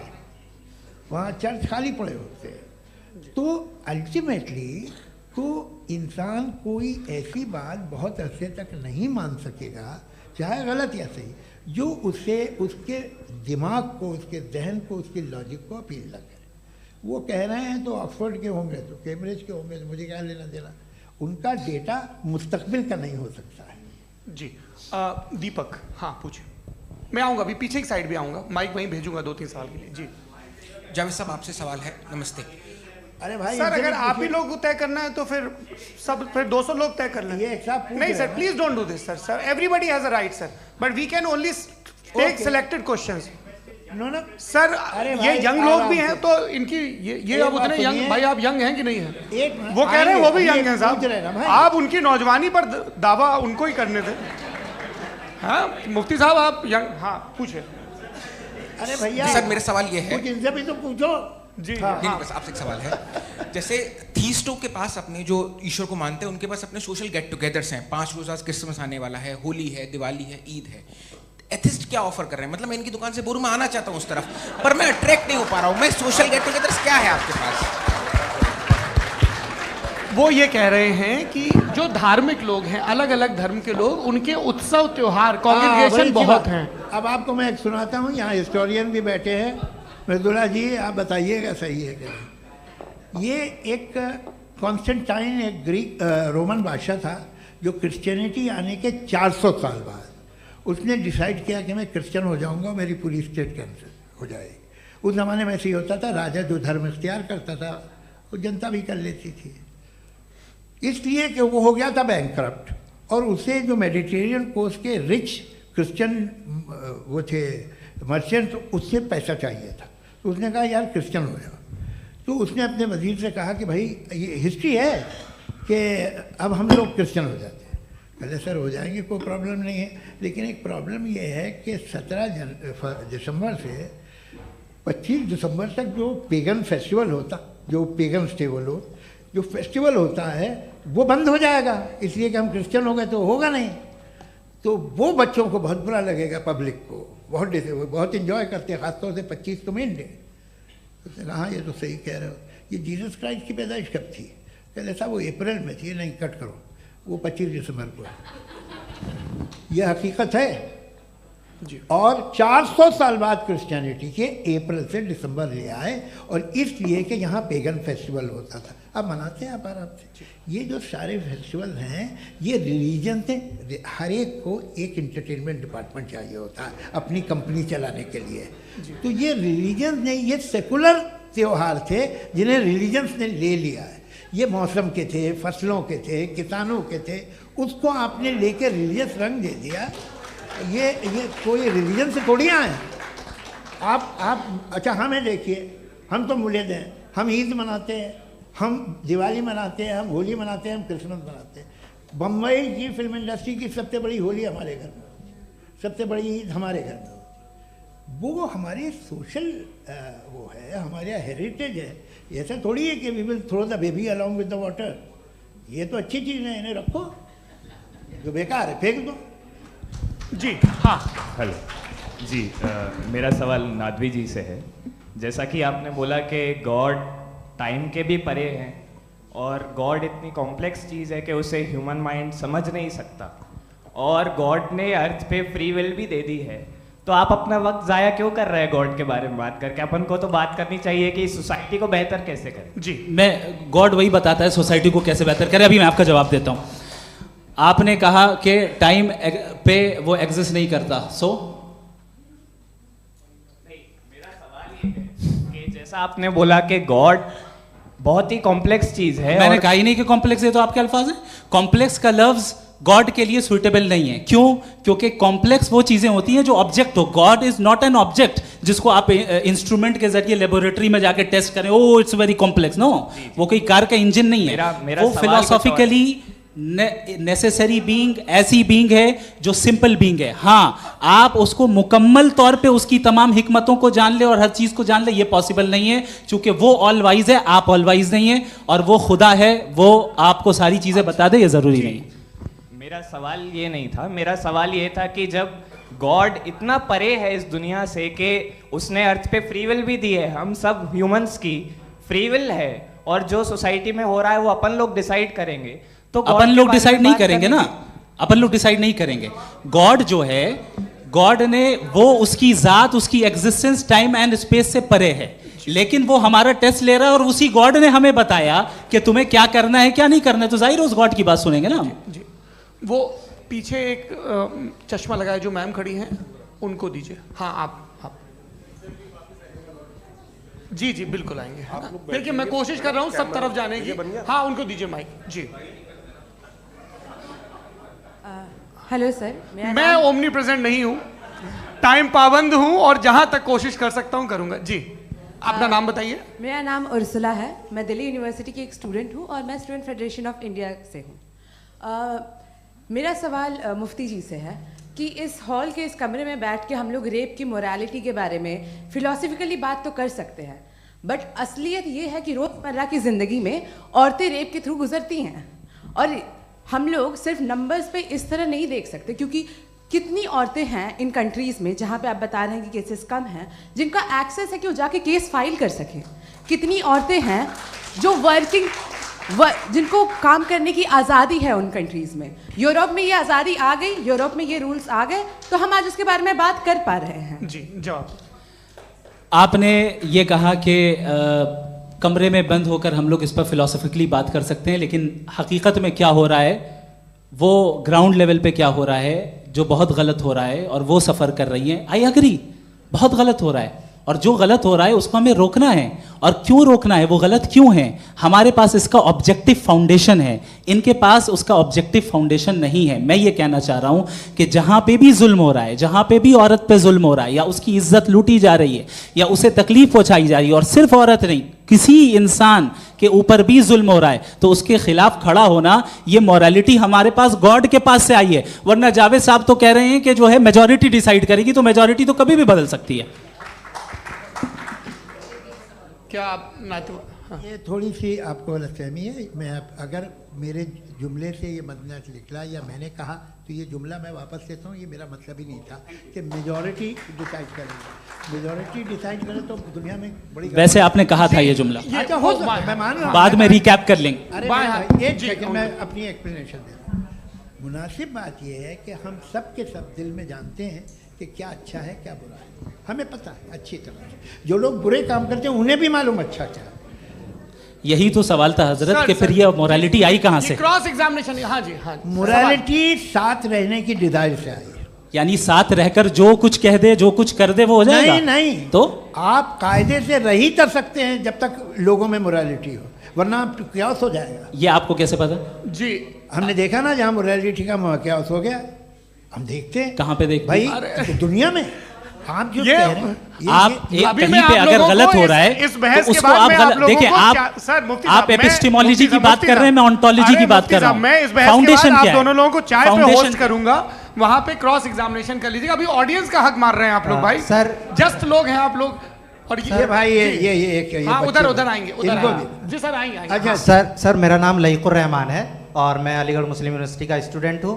और जहाँ तक मुझे पता है कि sir you are also product of Aligarh Muslim University. मैं भी उसी चमन का बुलबुल। हाँ सर, तो बड़ी खुशी हुई मुझे जान करके कि मैं आपसे मिलूंगा। सवाल सर, मेरा सवाल यह है, सर सैयद अलैहिर्रहमा का नज़रिया ये था कि खुदा के वजूद को अक़ल के दायरे में रह कर के तलाश करना, न कि पूरी तौर से उसका इनकार कर देना। Sir how will you define it? नहीं तो ये तो आप इन्हें बताइए। ये सवाल आपसे के खुदा का वजूद साबित कर रहे हैं तो सर आपने इनकार कर रखा है, इस वजह से मेरा क्वेश्चन उन्होंने यही एक सेकंड सर सैयद ने यही कहा ना कि अक्ल से आप खुदा के वजूद को साबित नहीं कर सकते, यही कहा ना भाई। वो उन्होंने कहा कर सकते हैं और वो कर दिया गया आज। वो फोन तलाश करना या साबित करना अक्ल से नहीं हो सकता। अरे सवाल तो सुन लीजिए जी। अक्ल से नहीं हो सकता है, यही कहा ना आपने। अक्ल से हो सकता है, अरे वो यही कह रहे हैं भाई, आप बता रहे हो सकता है, वो तो कुछ और। आप अगर सर देखो नौजवान फोन ले लो, वो इतनी कमाल की यूनिवर्सिटी है। अरे भाई दे दो जरा, एक मिनट दे दो भाई, मेरी बात सुनो, माइक पे बोलो ताकि जो लाखों लोग देख रहे हैं। माइक दे दो ना। अरे देंगे ना माइक, तुम ठहरो तो। हाँ सर, मेरा सवाल ये था कि सर सैयद अलैहिर्रहमा का एक नज़रिया था अपना कि खुदा का जो वजूद है उसको अक़ल के दायरे में रह कर के तलाश करना है, न कि पूरे तौर से इनकार कर देना है। ये उनका कॉन्सेप्ट था। लेकिन मेरा सवाल ये है कि आप इसको कैसे डिफाइन करते हैं, एक्सप्लेन कैसे करेंगे? मैं आपसे जानना चाहता हूँ, क्योंकि you are the product of Aligarh Muslim University. मुझे अक़ल के दायरे में रख के मैंने बहुत तलाश की, मुझे मिला नहीं। हाँ ये इधर वो चश्मा लगाए जो, हाँ उनको दे दीजिए। जी फटाफट पूछिए, बस 5 मिनट है, 5 मिनट में खत्म हो रहा है। हाँ अस्सलाम वालेकुम मुफ्ती साहब। एंड मेरा सवाल जावेद अख्तर साहब से। क्या नाम है आपका? अरे भैया सब मुझे पूछ रहे हो। फैज पूछिए फैज साहब। तो मेरा सवाल ये है कि अभी जो एथियस्ट है वो problem of evil argument use कर रहे हैं अगेंस्ट मुस्लिम्स, राइट? कि इस दुनिया में इतना सारा ईविल है और अगेंस्ट मुस्लिम तो यहाँ अगेंस्ट थियस्ट। हाँ थोड़ा सा करेक्ट कर लीजिए भाई, पूरी मशक्कत ही इसी बात की थी कि किसी एक मजहब पे बात न टिके। जी, तो बेसिकली ये आर्ग्यूमेंट ऐसा है कि इस दुनिया में इतना ज़्यादा ईवल एग्जिस्ट करता है और अगर एक ऑल गुड गॉड है तो वो रोकता क्यों नहीं है? लेकिन इस सवाल में एक हिडन अजम्पशन ये है कि इस दुनिया में ईवल एग्जिस्ट करता है। अब एथियस्ट ये कैसे ऑन्टोलॉजिकली प्रूव कर सकते हैं कि इस दुनिया में ईवल एग्जिस्ट करता है? मैं आपको बताता हूँ, थोड़ा सा समझा। नहीं सर, हम लोग इनको सुनिए। नहीं please don't do that. I want to explain ontology. नहीं हम समझ गए सर, इनको अब जवाब देने दीजिए। अच्छा सवाल पूछ लो। मैं अभी तक क्या था वो मैं थोड़ा सा ऐड ऑन कर लेता हूँ। तुम गुरु, तो हम जब इसका राउंड 13 करेंगे ना तब तुमको स्टेज पे बिठाएंगे। जी तो हाँ जल्दी से। तो देखिए एथियज्म के हिसाब से सब कुछ रैंडमली बन गया है, सब कुछ एटम्स और मॉलिक्यूल्स है। एक पत्थर में और मुझ में सिर्फ इतना फर्क है कि हम लोग एटम्स और मॉलिक्यूल्स का अलग अलग रीअरेंजमेंट है। अब एक पत्थर को कोई इंसान तलवार से 2 टुकड़ों में काट दे या मुझे, according to atheism it is same. There is no evil and good according to atheism. जी अच्छा, फैज साहब का सवाल ये है कि हाँ कोशिश भी करते तो इससे गलत सवाल नहीं कर पाते। एक लाइफ फॉर्म है और लाइफ फॉर्म में फीलिंग्स हैं, मतलब लाइफ फॉर्म सुनता है, देखता है, टेस्ट कर सकता है, फील कर सकता है। तो उसकी जो क्वालिटी इस बबल में आ गई है वो जानवर में भी है, इंसान में भी है। तो जाहिर है कि उसे कोई तकलीफ पहुंचेगी, तो चूंकि उसके पास वो सेंसिटिविटी है तो मैं करेगा। पत्थर में वो सेंसिटिविटी नहीं है। तो ये क्या सवाल हुआ कि अगर पत्थर को काटा तो पत्थर को तकलीफ नहीं होती, तो आपको काटे तो आपको क्यों तकलीफ हो? बैठ जाइए। जी हाँ अगला सवाल। हाँ पूछे जी जावेद अख्तर साहब। अरे भैया सब आप लोग मुफ्ती साहब को छोड़ रहे हैं, मेरे ही पीछे पड़े हैं क्या किस्सा? चलो बोलो भाई। You asked how God can exist when children die in Gaza. हाँ? You asked how God can exist when children die in Gaza, and you also mentioned the rise of atheism in Europe. But the same events also are leading many atheists and non-believers to turn towards faith.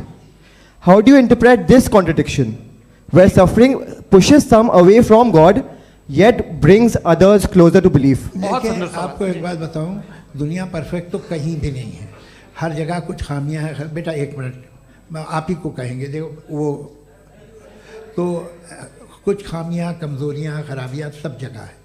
लेकिन अगर देखोगे ईमानदारी से कि दुनिया सबसे ज़्यादा महज़ब कहाँ है, एक आम शहरी को कहाँ हुकूक हासिल हैं, वो बोल सकता है, अपनी मर्ज़ी से काम कर सकता है, अपनी मर्ज़ी से राय दे सकता है, हुकूमत के ख़िलाफ़ बोल सकता है, बरसरे इक़्तिदार लोगों के बारे में बोल सकता है, सरमायादारों के ख़िलाफ़ बोल सकता है।